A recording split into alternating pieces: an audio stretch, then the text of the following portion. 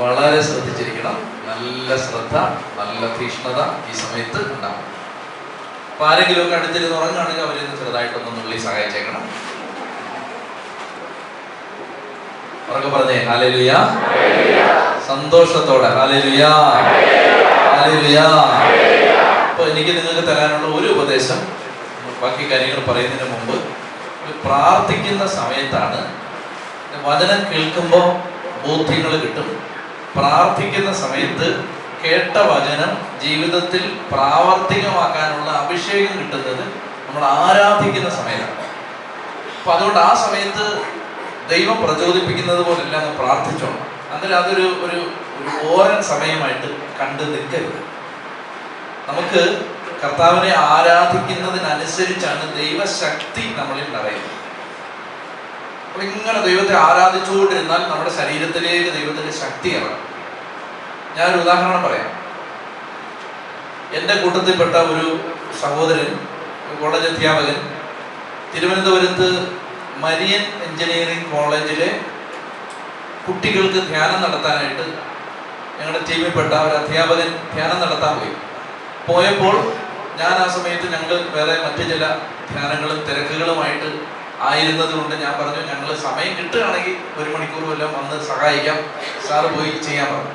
അങ്ങനെ സാറ് വളരെ നല്ല അധ്യാപകനാണ്, അദ്ദേഹം നല്ല കൃപയുള്ള ആളാണ്. അദ്ദേഹം ചെന്നിട്ട് അദ്ദേഹം എന്നെ വിളിച്ചിട്ട് പറഞ്ഞു, അച്ഛാ ഭയങ്കര പാടാ അച്ഛാ, അപ്പോൾ നിങ്ങളെല്ലാം കൂടെ ഒന്ന് വന്ന് എന്നെ ഒന്ന് സഹായിക്കാൻ പറഞ്ഞു. ഞങ്ങള് ഇത്തിരി തിരക്കുണ്ടായിരുന്നെങ്കിലും കുറച്ച് സമയം കണ്ടെത്തിയിട്ട് ഞാനും ബോണിയും എൻ്റെ കൂടെയുള്ള കുറച്ച് ചെറുപ്പക്കാരും ഞങ്ങൾ എല്ലാവരും കൂടെ വണ്ടിയിൽ ഇങ്ങനെ ഈ കോളേജിലെ ധ്യാനം മറ്റൊരു സ്ഥലത്ത് വെച്ചാണ് നടത്തുന്നത്. അപ്പോൾ അവിടേക്ക് ഞങ്ങളിങ്ങനെ പോവാണ്. പോകുന്ന വഴിക്ക് എല്ലാം തടസ്സം, ഭയങ്കര തിരക്ക്, പച്ചവെള്ളം പോലെ അറിയാവുന്ന വഴികളാണ് തിരുവനന്തപുരത്തെ വഴികൾ. പക്ഷെ വഴി തെറ്റുകയാണ്. മുമ്പിൽ നിന്ന് വണ്ടികൾ മാറുന്നില്ല, ചരക്ക് ലോറികളൊക്കെ മുമ്പിൽ വന്ന് പെടുക. അപ്പൊ ശരിക്കും അങ്ങോട്ട് എത്താൻ പറ്റുന്നില്ല. ഒരു സ്ഥലത്ത് നമുക്ക് തടസ്സം ഉണ്ടെങ്കിൽ അതിന്റെ അർത്ഥം വലിയ വിടുതൽ കിട്ടാൻ സാധ്യതയുണ്ടെന്നാണ്. വലിയ കാര്യങ്ങൾ നടക്കാൻ സാധ്യതയുള്ളപ്പോഴാണ് വലിയ തടസ്സമുള്ളത്. ഞാൻ ഇന്നലെ വിനോയച്ചൻ പറയുന്ന ഒരു കാര്യം കേട്ടപ്പോ അച്ഛൻ പറയാണ്, സിസ്റ്റർ ഫൗസ്റ്റീനായുടെ ഡയറിയിൽ ഇങ്ങനെ എഴുതിയിട്ടുണ്ട്, നിങ്ങളുടെ പ്രാർത്ഥനാ ജീവിതത്തിൽ പ്രാർത്ഥിക്കുന്നതിന് നിങ്ങൾക്ക് തടസ്സമുണ്ടെങ്കിൽ നിങ്ങൾ കൂട്ടിക്കോണം, നിങ്ങളുടെ പ്രാർത്ഥന പിശാചിനെ പേടിയും. അതുകൊണ്ടാണ് ഇത് തടസ്സമുള്ളത്. പ്രാർത്ഥിക്കാൻ ഒരു തടസ്സം ഇല്ലെങ്കിൽ നിങ്ങളുടെ പ്രാർത്ഥന കൊണ്ട് ആർക്കും ഒരു പേടി, ഒരു പിണ്ണാക്കം നടക്കുന്നില്ലെന്നാണ് എൻ്റെ അർത്ഥം. അതുകൊണ്ട് പ്രാർത്ഥിക്കാൻ നിങ്ങൾക്ക് തടസ്സം ഉണ്ടെങ്കിൽ, പ്രാർത്ഥിക്കാൻ ഇരിക്കുമ്പോൾ ബുദ്ധിമുട്ടുണ്ടെങ്കിൽ, പ്രാർത്ഥിക്കാൻ തടസ്സമാണ്, പ്രാർത്ഥിക്കാൻ പറ്റുന്നില്ല, കൂട്ടിക്കോണം, നിങ്ങളുടെ പ്രാർത്ഥന ആറ്റം ബോംബാണ്. അതുകൊണ്ടാണ് തടസ്സം. അപ്പൊ ഈ സ്ഥലത്ത് എത്തിച്ചേരാൻ പറ്റുന്നില്ല, ഭയങ്കര തടസ്സം. അപ്പൊ ഞങ്ങളെല്ലാം കൂടെ വണ്ടിയിൽ ഇരുന്നിട്ട്, നമ്മുടെയൊക്കെ പാട്ട് നിങ്ങൾക്ക് അറിയാമല്ലോ, നമ്മളുള്ള പാട്ട് വെച്ചിട്ട് ഞങ്ങളങ്ങോട്ട് പാടാനും പ്രാർത്ഥിക്കാനും സ്തുതിക്കാനും വണ്ടിയിലിരുന്ന് പൊട്ടന്മാരെ പോലെ ഇരുന്ന് കർത്താവിനെ വിളിച്ച് പാടി പ്രാർത്ഥിച്ച് വായി വരുന്ന പോലെ എല്ലാം പ്രാർത്ഥിക്കും. പിന്നെ പ്രാർത്ഥിച്ച് പ്രാർത്ഥന തീരുമ്പോ ഭാഷാവരത്തിൽ വായി വരുന്ന പോലെ എല്ലാം പ്രാർത്ഥിക്കും. നമുക്ക് സ്വാതന്ത്ര്യമുള്ള ആളുകളാണെങ്കിൽ പിന്നെ നമുക്ക് അവിടെ ആരെ നാണിക്കാനൊന്നുമില്ല. അങ്ങനെ ഞങ്ങളെല്ലാം കൂടെ വേറൊരു സഹോദരൻ വണ്ടി ഓടിക്കുന്നു, ഞങ്ങൾ 3-4 പേര് വണ്ടിയിലിരുന്ന് ഓടി പാടി പ്രാർത്ഥിക്കാം. വണ്ടിക്കകത്തിരുന്ന് ഭയങ്കര തുള്ളലും പ്രാർത്ഥന. കർത്താവിനെ വിളിച്ച്, ദൈവമേ കർത്താവെ ഇടപെടണേ, കർത്താവെ വഴിയെല്ലാം ക്ലിയർ ആവട്ടെ കർത്താവെ എന്നൊക്കെ പറഞ്ഞിട്ട് ഭയങ്കര പ്രാർത്ഥന. പ്രാർത്ഥിച്ച്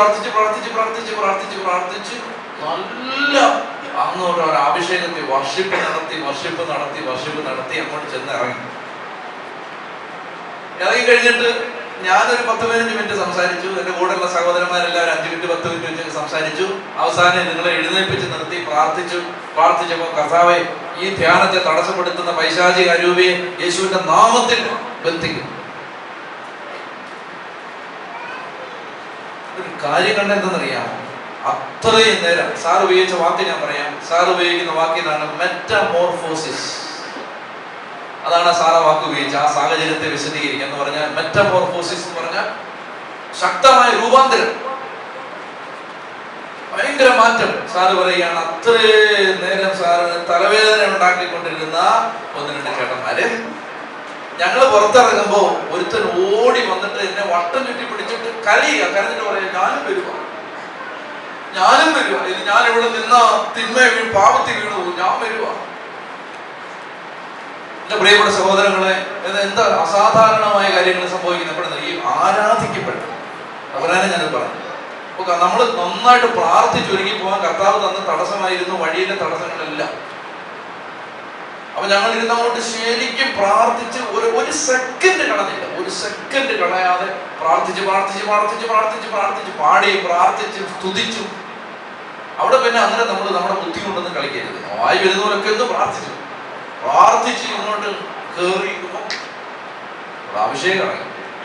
അതുകൊണ്ട് ഞാൻ സ്തുതിപ്പിക്കുന്നത് എനിക്ക് ഇടയ്ക്ക് വെള്ളം കുടിക്കാനല്ല, ഞാൻ ബ്രേക്ക് എടുക്കുന്നതല്ല. അതായത് വർഷിപ്പിലാണ് ദൈവശക്തി ഇറങ്ങുന്നത്. അതുകൊണ്ട് നിങ്ങൾ പ്രാർത്ഥിച്ചോളൂ. ഉറക്കെ പറഞ്ഞേ ഹല്ലേലൂയ. ചാലി പ്രവർത്തിച്ചു തുടങ്ങി, ഉറക്കത്തിന്റെ അരുവിക്ക് വന്നു തുടങ്ങി. ശ്രദ്ധിച്ചിരിക്കണം. അപ്പോ പ്രാർത്ഥിക്കാൻ പറയും. നമ്മൾ ഇടയ്ക്കിടയ്ക്ക് സ്തുതിക്കാൻ പറയുന്ന സമയത്ത് ഇത്തിരി നേരം രണ്ട് ഹല്ലേലൂയ പറഞ്ഞതിന് വേണ്ടി ഇങ്ങനെ പറഞ്ഞോണ്ടിരിക്കാതെ കണ്ണ് അടച്ച് കർത്താവിനെ അങ്ങ് വിളിച്ചോണം. ചങ്ക് പൊട്ടി വിളിച്ച് പ്രാർത്ഥിക്കണം. അങ്ങനെ വിളിക്കുമ്പോൾ കർത്താവിന്റെ ശക്തി ഇറങ്ങി വരും. ദൈവശക്തി നിറയണമെങ്കിൽ ദൈവത്തെ സ്തുതിച്ചേ പറ്റൂ, ദൈവത്തെ ആരാധിച്ചേ പറ്റൂ. ആരാധിക്കുന്ന സമയത്താണ് കണ്ടില്ലേ, പൗലോസും ശീലാസും അപ്പസ്തോല പ്രവർത്തനം 16-ാം അധ്യായത്തിൽ ഫിലിപ്പിയിലെ ജയിലിൽ കിടന്നുകൊണ്ട് അർദ്ധരാത്രിയോടടുത്ത സമയത്ത് ചെങ്ങലയിട്ട കരങ്ങൾ കൊട്ടി കീർത്തനങ്ങൾ പാടി. അപ്പസ്തോല പ്രവർത്തനം 16-ൽ നമ്മൾ വായിക്കുകയാണ്. ഫിലിപ്പിയിലെ ജയിലിൽ കിടന്നുകൊണ്ട് പൗലോസും ശീലാസും അർദ്ധരാത്രിയോടടുത്ത സമയത്ത് കരങ്ങൾ കൊട്ടി കീർത്തനങ്ങൾ പാടി ചെങ്ങലയിട്ട കരങ്ങൾ അടിച്ച് ദൈവത്തെ ആരാധിക്കുന്ന സമയത്ത് റോമൻ ജയിലിന്റെ അടിത്തറ ഇളകി. ഈ പൈശാചിക ശക്തിയുടെ ആധിപത്യം തകരണമെങ്കിൽ ജോയേൽ 2:32 കർത്താവിന്റെ നാമം വിളിച്ചപേക്ഷിക്കുന്നവർ രക്ഷ പ്രാപിക്കും എന്നൊക്കെ പറഞ്ഞേ. കർത്താവിന്റെ നാമം, ഞാൻ പറയുന്ന ഏറ്റു പറഞ്ഞത്, കർത്താവിന്റെ നാമം വിളിച്ചപേക്ഷിക്കുന്നവർ രക്ഷ പ്രാപിക്കും. ഇത്രയും ശബ്ദമേ ഉള്ളോ? വീട്ടിൽ വഴക്കിടുന്ന ഒളിയത്തി പറഞ്ഞാൽ മതി. കർത്താവിന്റെ നാമം വിളിച്ചപേക്ഷിക്കുന്നവർ രക്ഷ പ്രാപിക്കും. കർത്താവിന്റെ നാമം വിളിച്ചപേക്ഷിക്കുന്നവർ രക്ഷ പ്രാപിക്കും. കർത്താവിന്റെ നാമം വിളിച്ചപേക്ഷിക്കുന്നവർ രക്ഷ പ്രാപിക്കും. ജോയേൽ 2:32 ജോയേൽ 2:32 കർത്താവിന്റെ നാമം വിളിച്ചപേക്ഷിക്കുന്നവർ രക്ഷ പ്രാപിക്കും. ഇംഗ്ലീഷ് ബൈബിളുള്ളവരും വായിച്ചത് എന്താ പറയുന്നത്? Joel 2:32 those who call upon the name of the Lord. Joel 2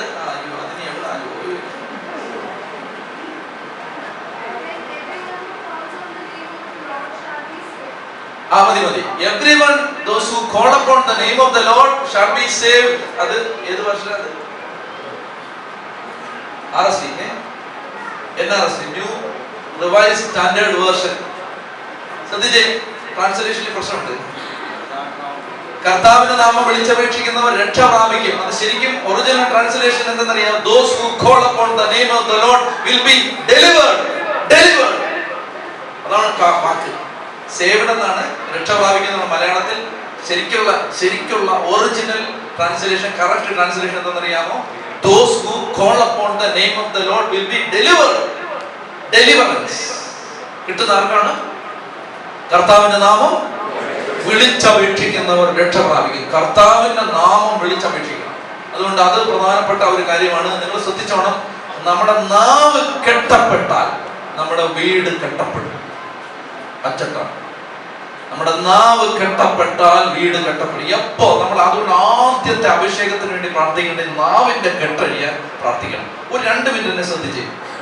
പരിശുദ്ധ കുർബാന അൾത്താരയിലെ ബലിപീഠത്തിൽ അപ്പവും മീനും എടുത്തു വെച്ചിട്ട് ഇന്ന് രാവിലെ ഞാൻ തക്സ തുറന്ന് സകല പ്രാർത്ഥനയും മനസ്സിൽ ചൊല്ലിയിട്ട് നിങ്ങൾക്ക് വിശുദ്ധ കുർബാന തന്നു. ആ കുർബാന വാരിടല്ല, മനസ്സിൽ ചൊല്ലിയാൽ പോരാ, നാവ് കൊണ്ട് ഉറക്ക ചൊല്ലണം. കുമ്പസാരം കൊണ്ട് നിങ്ങൾ മുട്ടുകുത്തിയിട്ട് നിങ്ങളുടെ സകല പാപവും മനസ്സിൽ പറഞ്ഞു. ഞാൻ നിങ്ങൾക്ക് ഉപദേശം മനസ്സിൽ തന്നു, നിങ്ങൾക്കുള്ള പാപമോചനം ഞാൻ മനസ്സിൽ തന്നു. കുമ്പസാരം വാരിടല്ല. നാവ്. ഞാൻ ഈ പ്രസംഗം മുഴുവൻ മനസ്സിൽ ഏകാഗ്രമായി നിങ്ങളോട് പറയുകയാണ്. നിങ്ങളത് വെടിച്ചേഷിൽ കേൾക്കുകയാണ്. പ്രിയപ്പെട്ടവരെ, സുവിശേഷ പ്രഘോഷണം നടക്കത്തില്ല, മാനസാന്തരം നടക്കത്തില്ല. നാവ് ഉപയോഗിക്കണം. മാമോദീസായിക്ക് നിങ്ങളെ കൊണ്ടുവന്ന് കൈക്കുഞ്ഞിനെ ഇങ്ങനെ നിർത്തിയിട്ട് നിങ്ങളുടെ തല തൊട്ട അപ്പനോ അമ്മയോ നിങ്ങൾക്ക് വേണ്ടി വിശ്വാസം നാവ് കൊണ്ട് ഏറ്റുപറഞ്ഞപ്പോഴാണ് നിങ്ങൾ രക്ഷിക്കപ്പെട്ടത്. ശ്രദ്ധിച്ചോണം, നമ്മുടെ പുതിയ നിയമത്തിൽ വെളിപ്പെട്ട സകല അഭിഷേകങ്ങളും വെളിപ്പെട്ടത് നാവിലൂടാണ്. പെന്തക്കോസ്താ ദിനത്തിൽ അഗ്നിനാളങ്ങളായി പരിശുദ്ധാത്മാവ് ഇറങ്ങി വന്ന സമയത്ത് ശിഷ്യന്മാരുടെ മേൽ തീനാളങ്ങളായി ഇറങ്ങി വന്നു. ടങ്സ് ഓഫ് ഫയർ എന്ന് പറയുന്നത് തീനാളങ്ങൾ പോലെയുള്ള നാവുകൾ, ടങ്സ്. അത് വന്നു കഴിഞ്ഞപ്പോ അവരിൽ ഈ പരിശുദ്ധാത്മാഭിഷേകം വന്നെന്ന് പുറലോകം അറിഞ്ഞത് അവർ നാവിലൂടെ ആത്മാവ് കൊടുത്ത ഭാഷണപരമനുസരിച്ച് വിവിധ ഭാഷകൾ സംസാരിക്കാൻ തുടങ്ങി. നാവ്. അതുകൊണ്ട് നിങ്ങൾക്ക് യേശുക്രിസ്തുവിലൂടെ വന്ന കൃപ വേണോ? നാവ് ഉപയോഗിച്ചിട്ട് ഉണ്ടായിരുന്ന പറ്റത്തില്ല. നാവിന്റെ കെട്ടഴിഞ്ഞാൽ വീടിന്റെ കെട്ടഴിയും. ഉച്ചത്തി പറഞ്ഞേ ഹല്ലേലൂയാ, ഉച്ചത്തി പറഞ്ഞേ ഹല്ലേലൂയാ. നാവിന്റെ കെട്ടഴിഞ്ഞാൽ വീടിന്റെ കെട്ടഴിയും. ശ്രീദേവി എന്ന് പറയുന്ന ഒരു ചേച്ചി, ആ ചേച്ചി വന്നിട്ട് കൊല്ലം ജില്ലയിലെ ഒരു സ്ഥലത്ത് നിന്ന് വന്ന ചേച്ചിയാണ്. എൻ്റെ അടുത്ത് വന്ന് പറഞ്ഞ, എൻ്റെ മുറി വന്ന് പറഞ്ഞ കാര്യം ഞാൻ പറയാം.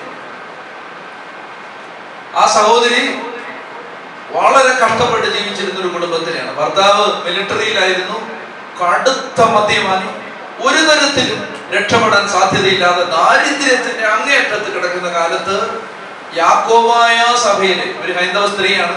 യാക്കോബായ സഭയിലെ ഒരു ചേച്ചി വന്നിട്ട് ഈ ശ്രീദേവിയോട് പറഞ്ഞു, ശ്രീദേവി, നീ ഇത്രയും കാലവും ഒത്തിരി കിടന്ന് കരഞ്ഞ് നിലവിളിച്ച് പ്രാർത്ഥിച്ചില്ല, നീ പള്ളി വന്നിട്ട് പള്ളിയിൽ വന്ന് യേശുവിനെ വിളിച്ച് പ്രാർത്ഥിക്കും, നിനക്ക് രക്ഷ കിട്ടും. അപ്പൊ യേശുവിനെ വിളിച്ച് പ്രാർത്ഥിക്കാൻ പറഞ്ഞിട്ട് ഈ ഒരു കച്ചിത്തുരുമ്പ് കിട്ടാൻ കാത്തിരിക്കുക സ്ത്രീ, എങ്ങനെയും ഒന്ന് രക്ഷപ്പെട്ടാൽ മതി. അപ്പൊ പള്ളിയിലേക്ക് അവിടെ ചെന്നു. 2 മെമ്പറുകളുണ്ട്, 2 പേരെയും കൂട്ടിക്കൊണ്ട്. ഭർത്താവ് മിലിറ്ററിയിലാണ്. അവിടെ ചെന്നിട്ട് വാവിട്ട് കരഞ്ഞ്, പരിശുദ്ധ കുർബാനയല്ലേ, ഒന്നും മനസ്സിലായില്ല. ആദ്യമായിട്ട് പള്ളി വരും. ഇവിടെ വരുന്നവർക്ക് തന്നെ പിടി കിട്ടുന്നില്ല, പിന്നെ വരാത്തവർ അല്ലേ, എല്ലാം അങ്ങനെ നിൽക്കുന്ന കിട്ടില്ലേ, ആശീർവദിക്കുന്ന സമയത്ത് ഒന്നും പിടിയിട്ടാത്തവരാണ്, ഒരു വകയെ പിടിയിട്ടാത്തവരാണ്.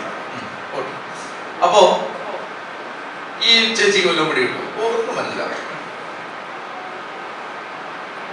എങ്കിലും അന്ത്യോക്യ ആരാധന ക്രമത്തിൽ ആ അച്ഛൻ നന്നായിട്ടും ഉള്ളിൽ തട്ടി ചങ്ക് കൂട്ടി ബലിയർപ്പിക്കുന്ന അച്ഛൻ അങ്ങോട്ട് നല്ല മനസ്സ് വെച്ച് ബലിയർപ്പിച്ചു. ഈ ചേച്ചി അവിടെ നിന്നിട്ട് കരഞ്ഞ് കർത്താവേ യേശുവേ എനിക്ക് ആരുമില്ലേ കരഞ്ഞ് പ്രാർത്ഥിച്ചു. പള്ളിയിൽ നിന്ന് പുറത്തിറങ്ങിയപ്പോ ശ്രീദേവിയുടെ കുടില് കൊട്ടാരായിട്ട് മാറിയൊന്നുമില്ല. മാരുതി 800 ബെൻസ് കാറൊന്നും ആയി, തെറ്റിദ്ധാരണയൊന്നും വേണ്ട, അങ്ങനെ നാവത്തില്ല. ഇവിടെ അങ്ങോട്ട് നിലവിളിച്ച് പ്രാർത്ഥിച്ച് അങ്ങോട്ട് പുറത്തിറങ്ങി കഴിഞ്ഞ ഉടനെ നിന്റെ മൺകുടിൽ വലിയ മഹാമാളികയൊന്നും ആവത്തില്ല, അതൊന്നുമില്ലെന്നേ.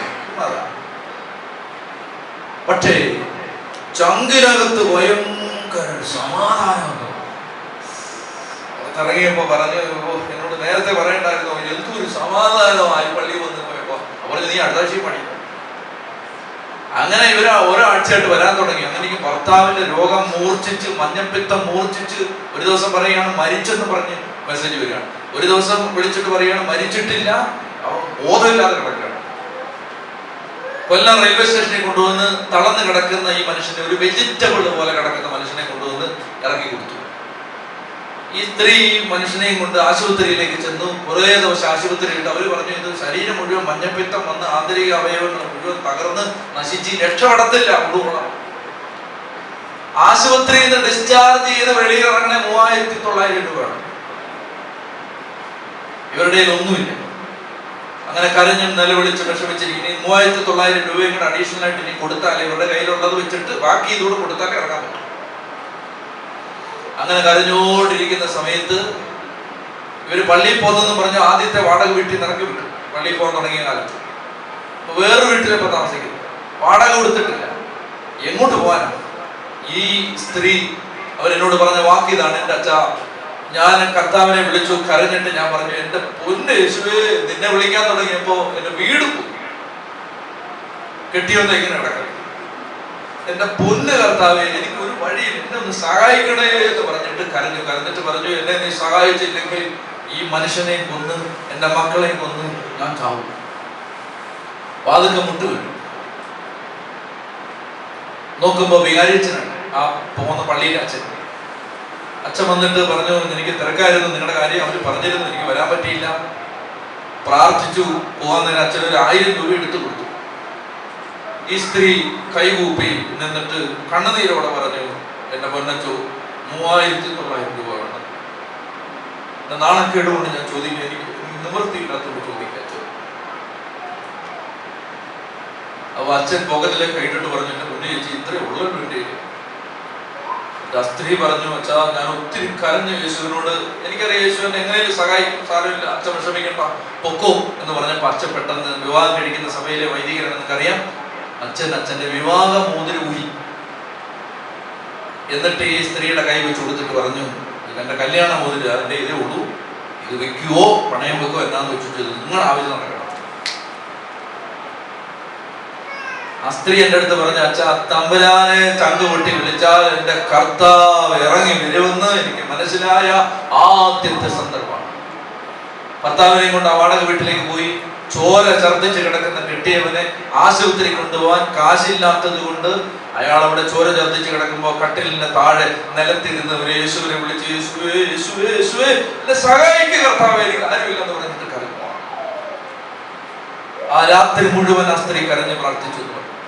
പാതിരാത്രിയിൽ എപ്പോഴും അതിശക്തമായ പ്രകാശം വന്നടിച്ച ഒരു താഴ്വ. രാവിലെ എഴുന്നേറ്റിരിക്കുമ്പോ കൊച്ചുങ്ങൾ രണ്ടുപേരും അടുത്തടുത്തിരുന്ന് കരഞ്ഞുകൊണ്ടിരിക്കുകയാണ്. ഭർത്താവ് കട്ടിലേൽ എഴുന്നേറ്റിരിക്കുന്നു. എന്നിട്ട് അയാൾ പറയുകയാണ്, എടി എനിക്ക് എന്താ സംഭവിച്ചെന്ന് അറിയാൻ പാടില്ല, രാത്രിയിൽ എനിക്ക് പെട്ടെന്ന് ഞാൻ ഞെട്ടിയുണർന്നു, എനിക്ക് ശരീരത്തിലൊരു ആരോഗ്യം പോലെ എന്താണെന്നറിയാൻ പാടില്ല. ചുരുക്കി പറയട്ടെ നിങ്ങളോട്, തിരുവനന്തപുരത്ത് കല്ലമ്പള്ളി എന്ന് പറയുന്ന സ്ഥലത്ത് ഒരു ഫ്ളാറ്റിൽ ഈ സ്ത്രീയും മാമോദീസ മുങ്ങി ഒരു പെരുമാറി ക്രിസ്ത്യാനിയായി. ആ സ്ത്രീയും അവരുടെ ഭർത്താവും 2 മക്കളും, മൂത്ത മകളുടെ ഭർത്താവും മൂത്ത മകളുടെ കുഞ്ഞും എല്ലാം ചേർന്ന ആ കുടുംബം. ഞാൻ പലതവണ ആ വീട്ടിൽ പോയിട്ടുണ്ട്. അതുപോലെ തന്നെ അവർ കൊല്ലം ജില്ലയിൽ അവർ താമസിച്ചിരുന്ന സ്ഥലത്ത് അവർക്ക് നല്ലൊരു വീട്, മക്കള്. മൂത്ത മകള് സൗത്ത് ഇന്ത്യൻ ബാങ്കിന്റെ ഒരു ബ്രാഞ്ചിലെ തിരുവനന്തപുരത്ത് മാനേജര്, ഇളയ മകള് ഡോക്ടർ. ഇപ്പോഴത്തെ അവസ്ഥ അതാണ്. ഇപ്പോഴത്തെ അവസ്ഥ ഏതാണ്? ഞാൻ തിരുവനന്തപുരത്ത് പട്ടംപള്ളിയിൽ ഈ ആരാധന നടത്തുമ്പോൾ ഏറ്റവും ഫ്രണ്ട് ഞാൻ കൊടുത്തൊരു ബൈബിളുണ്ട്, ഇതുപോലത്തെ ഒരു ബൈബിൾ. ആ ബൈബിൾ കൊണ്ട് ഇങ്ങനെ വന്നിട്ട് ഏറ്റവും മുമ്പിൽ ഹല്ലേലൂയ പറയുമുണ്ടല്ലോ, ഹല്ലേലൂയ. എന്താണെന്നറിയാം, അവർക്കറിയാം, അവർ ഈ അങ്ങനെ വിളിച്ചോണ്ടാ അവരിപ്പതേ ഇങ്ങനെ മാന്യമായിട്ട് വിളിക്കുന്നു, അവർക്കറിയാം. അതുകൊണ്ട് നീ മിണ്ടാതിരുന്നാ നീ അങ്ങനെ ഇരുന്ന് മരിക്കും. ഇടയ്ക്കിടയ്ക്കൊക്കെ ഒന്ന് വിളിച്ചു ഉറക്കെ ഹല്ലേലൂയ ഹല്ലേലൂയ. അതുകൊണ്ട് ചങ്ക് പൊട്ടി വിളിച്ചോ, അതുകൊണ്ട് നഷ്ടമൊന്നും ഉണ്ടാവാൻ പോകുന്നില്ല. ഇപ്പൊ എന്താ പ്രശ്നം അറിയാമോ?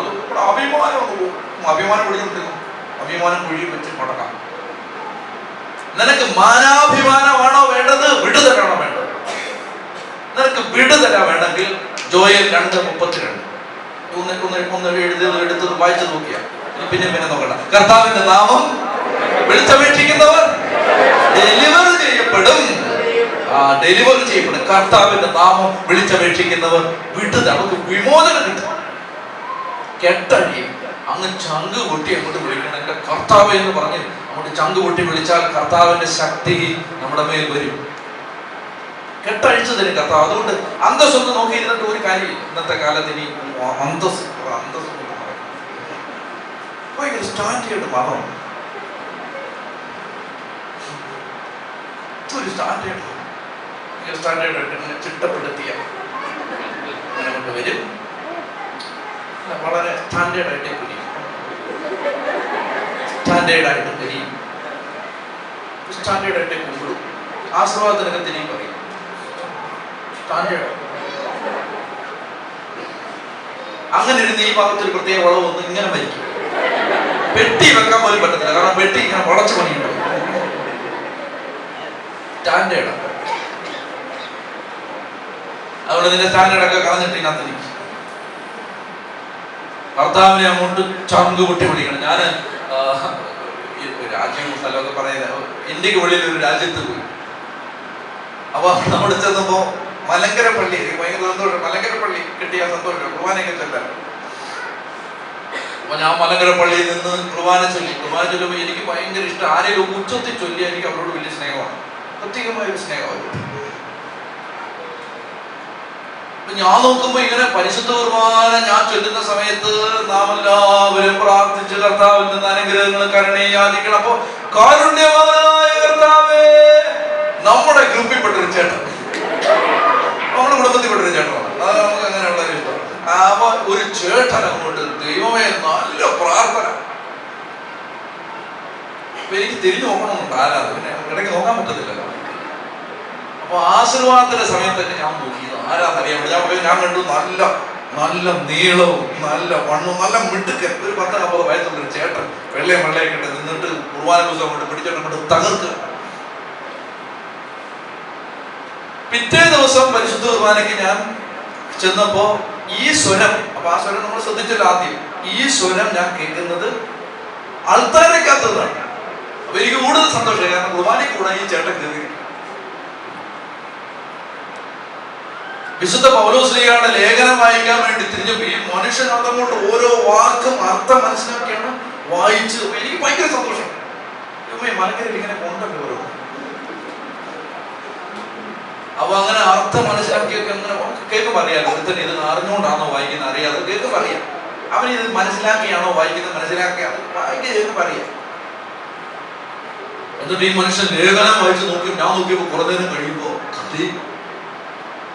കരഞ്ഞിട്ട് ലേഖനം ഒരു തരത്തിൽ ഇങ്ങനെ വായിച്ചു തീർത്തു. അപ്പൊ എനിക്ക് ഭയങ്കരമായിട്ട് ഇഷ്ടപ്പെട്ടു. കൊള്ളാം, നല്ല ഇടിവിട്ട് കേട്ടനാണ്. അത് കഴിഞ്ഞിട്ട് ഈ പ്രാർത്ഥന, വാർക്കുമോറിന്റെ വാത്സല്യമുള്ളവരെ, ജീവനുള്ള പരിശുദ്ധരുവാസുരവാകുന്ന ഉയരങ്ങളിൽ നിന്ന് പ്രതാപത്തോടെ ഇറങ്ങി പരിശുദ്ധ കുർബാനമേൽ ആവസിച്ചതിനെ ശുദ്ധീകരിക്കുന്ന ഈ സമയം എത്രയോ ദിവ്യവും ഭക്തിജനകവുമാകുന്നു. നിങ്ങൾ ഭയഭക്തിയോടെ ഇത് പറഞ്ഞ് കരഞ്ഞിട്ട് വായിക്കാൻ നിർത്തും ഈ മനുഷ്യൻ. അപ്പൊ സ്വാഭാവികമായിട്ട് നമ്മൾ എന്താ കണക്ക് കൂടുന്നത്? വല്ല ഗതികെട്ടവനുമായിരിക്കും അല്ലേ, ഗതികേടുകാരനായിരിക്കും. കടം കയറി മുടിഞ്ഞ് നാശമായിട്ട് ഗതികേടുകാരൻ അവൻ നിന്ന് നമ്മൾ അങ്ങനെയല്ലേ ഓർക്കും അല്ലേ? അത് തന്നോടുള്ളവൻ ഇങ്ങനെ കരയുമോ? ഇല്ല. ഏതെങ്കിലും അന്തസ്സുള്ളവൻ ഇങ്ങനെ ഒരുമാതിരി ഇത്തിരി ഒരു വീടും ഒരു ചെറിയ ജോലിയും ഒരുമാതിരി കൊള്ളാവുന്ന ഒരു വണ്ടി ഉണ്ടെങ്കിൽ ഇങ്ങനെ കരയുമോ? കരയത്തില്ല. അപ്പൊ നമ്മളെന്താ വിചാരിക്കുന്നത്? വല്ല ഗതികേടുകാരനായിരിക്കും, ഒരു ഗതികേടുകാരൻ പടം കയറി അങ്ങനെ ഏറ്റവും ജപ്തിയുള്ളതായിരിക്കും. ഒരു 2-3 ദിവസം കഴിഞ്ഞപ്പോ എന്നെ വിളിച്ചിട്ട് പറഞ്ഞു, അച്ഛാ എന്റെ വൈഫ് പ്രസവിച്ചു, എന്റെ 5ാമത്തെ കുഞ്ഞാണ്. അതൊരു നല്ല കാര്യമാണ്. എന്തെങ്കിലും നിവർത്തിയുണ്ടെ അരക്കുഞ്ഞ് മതിയെന്ന് വിചാരിക്കും. പകുതിയുള്ള കുഞ്ഞ് എന്തെങ്കിലും നിവർത്തിയുണ്ട്. നിവർത്തി ഇല്ലാത്തതുകൊണ്ടാണ് ഈ ഒരെണ്ണത്തെ തന്നെ പുറത്തേക്ക് കൊണ്ടുവരുന്നത്. നേരമില്ലാതായി അല്ലേ തരേണ്ടത്.